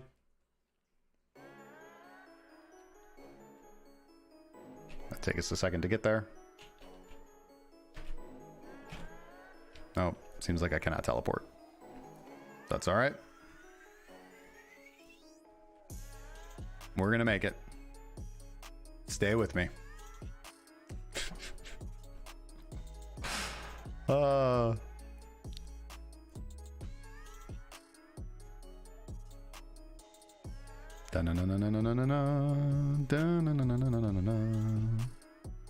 Almost there. Almost back to the Plinko board.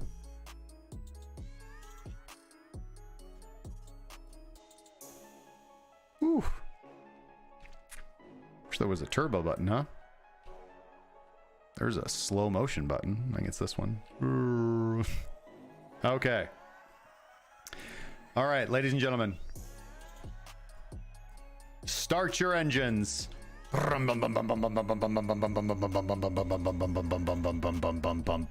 Go! And it's anybody's game. Muffin K taking the initial lead, win bigger, followed closely by CM Punk.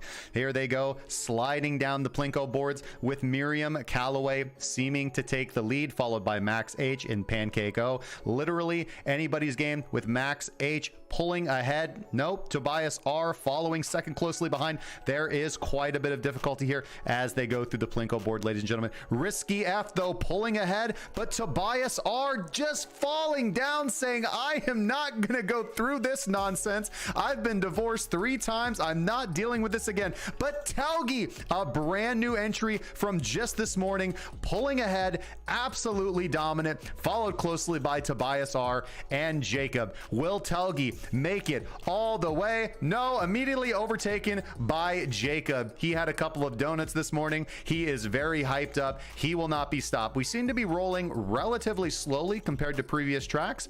The slope on this is quite low. But as I advanced to, as I kind of alluded to earlier, staying in the pocket on this track is very important. Jacob needs to not drift to the left or to the right, lest he get hit by one of those posts.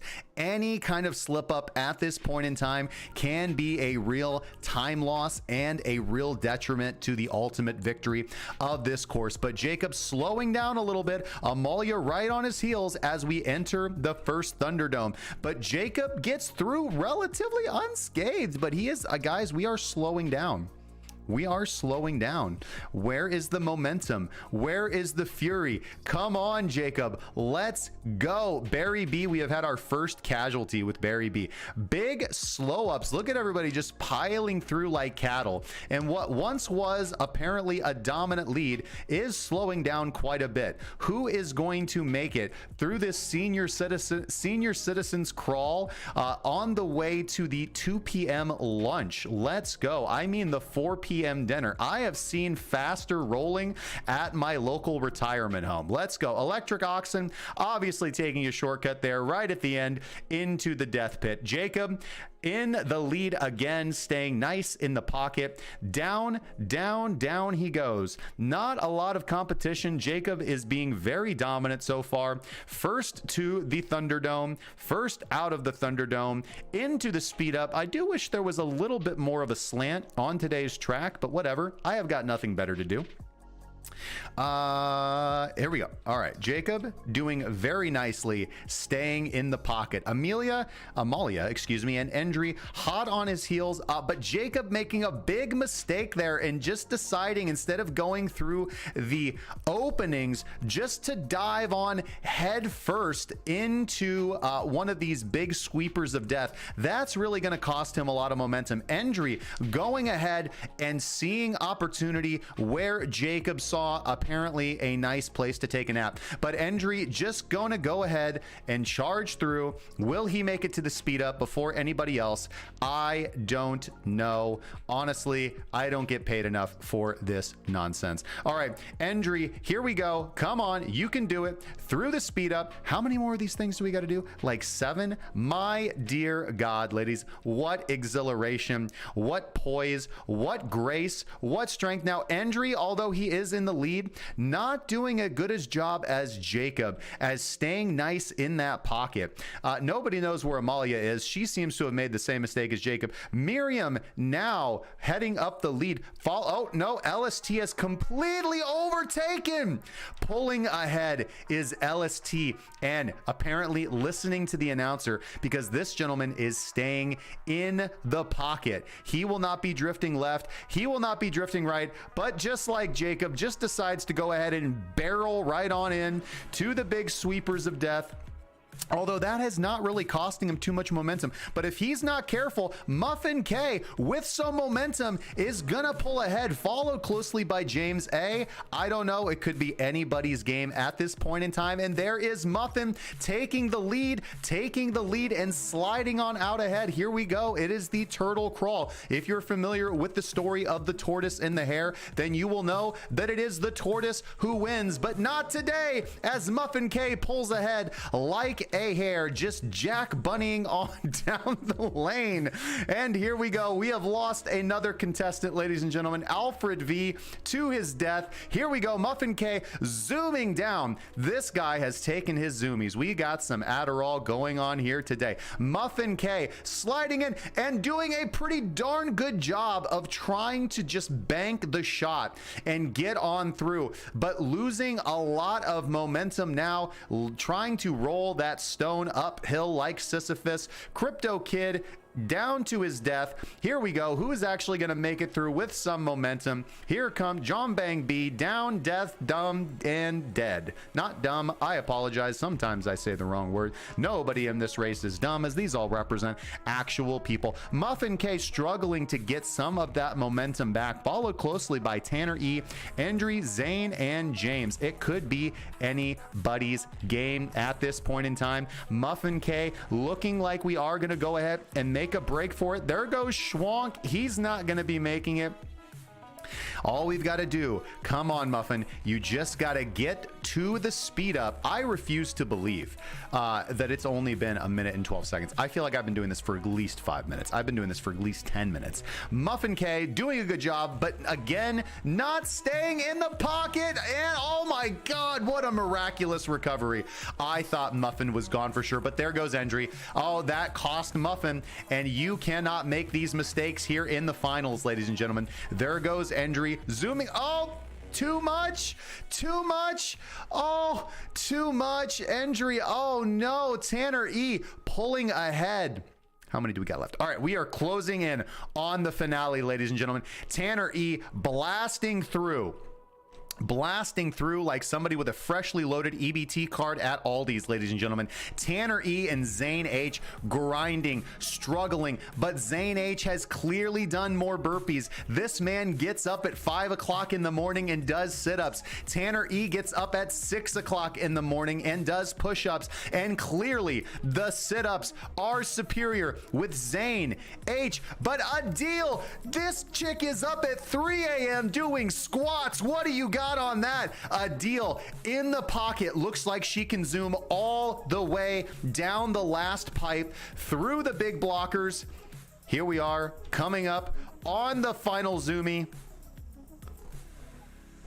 And she makes it. She is going to make it. The only thing standing between her and complete victory is one more Thunderdome, ladies and gentlemen. And she is in a dominant lead. Everyone else is just committing suicide, falling right off the track. Adil is getting slowed down quite a bit. She has also decided to just take a nap. And Tanner E coming in fast and quick. He took notes. He was up at 2. He was eating Wheaties. He's going for the bank shot here, going to try to get around the outside, while Adil and Risky are just spellbound, left behind. Come on, Tanner. You can do it. Slide on down the pipe, man. You got this. Taking your sweet time, but I believe in you. We are coming in on the finish. Oh, but Tanner E gets absolutely catapulted. Is he gonna... Tanner E's gone, ladies and gentlemen. Yeah.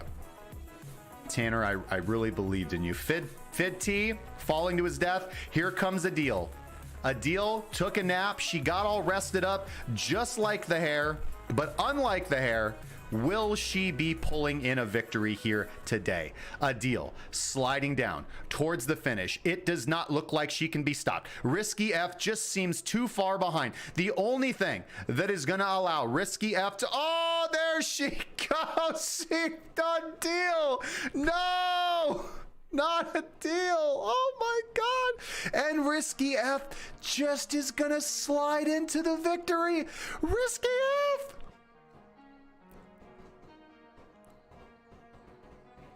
I don't believe it, ladies and gentlemen. In all my years of marble race announcing, I have never seen a victory clutched from the jaws of defeat like Risky F. There is nothing known to man.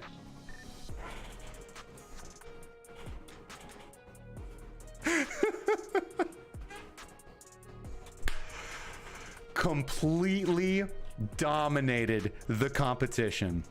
Risky F. Here comes Telgi, looking like Telgi's going to be snapping up. There goes Zane.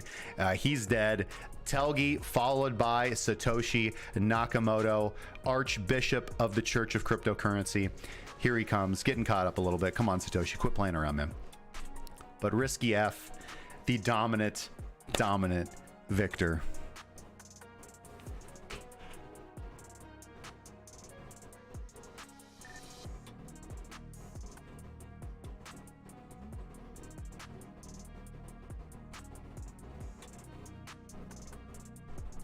Congratulations, Risky F. I will be sending your you know what, dude, I've had just hold on a second.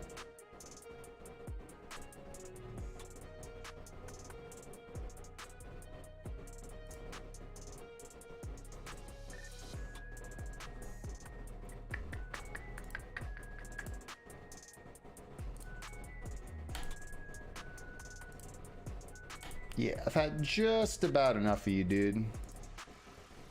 With your negative comments. All right, Adele did go to the moon, yes. And Risky F is clearly going to heaven here with her victory. All right, Risky F, congratulations. I do see some new entries here just from when we started. I will put you guys into tomorrow's competition. Let me just pull up Risky's information here real quick, and it is gonna be right here. That is not an Ethereum address, Risky. Pretty sure that is not an Ethereum address. Confirming, calculating. Yeah, that is not an Ethereum address.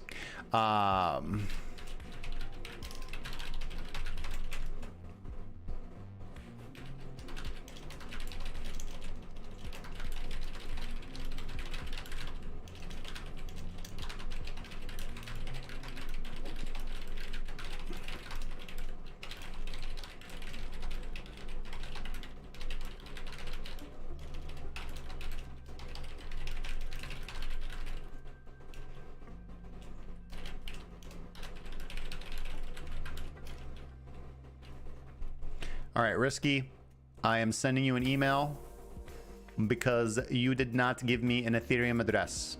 So please send me an Ethereum address and not whatever that was, and I will send your coins to you. All right, ladies and gentlemen, we got the stragglers rolling in. I think that was it. Everybody else is dead. Everybody has made it. Congratulations to everybody. It could have been anybody's game. It was tight there for a while. That was the most exhilarating game of marble racing I have ever called. What an upset. Oh no, Legenda far behind. We're not waiting for you, unfortunately. All right. Congratulations, Risky.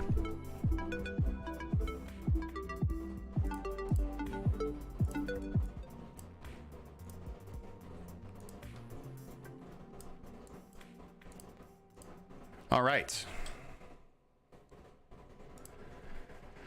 Whew. Ladies and gentlemen, that's all I have for you today. Thank you so much for watching all the way to the end of today's live stream. You guys are the reason I continue to do this every day. You are a fantastic audience. Thank you for all of your support. If you want to support what I'm doing here, our job is to teach people how to trade cryptocurrency better, how to achieve better success in the crypto markets, and how to have a better impact on their long-term financial future. We cover a lot of things here. We're also about discipline, self-improvement, all of the things. If you want to support that, if you enjoy watching me, if you want to see me keep coming back, please like today's video. It helps out more than you could possibly imagine. Please subscribe to the channel, whether you're watching on YouTube, X, or Rumble. Helps out more than you could possibly imagine, increasing our growth. Subscribe to the Crypto Alpha Report for absolutely free. Links down in the description to everything you could possibly need in life, as well as a ByDFi VIP Level 1 fee advantaged account, our free Alpha Report, our free Discord, great resources for those trying to get better at trading. You can follow me over on TradingView at Cracking Cryptocurrency. I have some great indicators, updates, strategies there for you guys to follow as well, especially if you're just getting started. And if you're super interested about becoming a better trader, consider joining the Crypto Trading Academy and trading directly and learning directly from us and my team. We will be back tomorrow at 12 p.m. Central Standard Time, same crypto network. Until then, trade safely, stay frosty, and I'll see you guys tomorrow. Cheers now.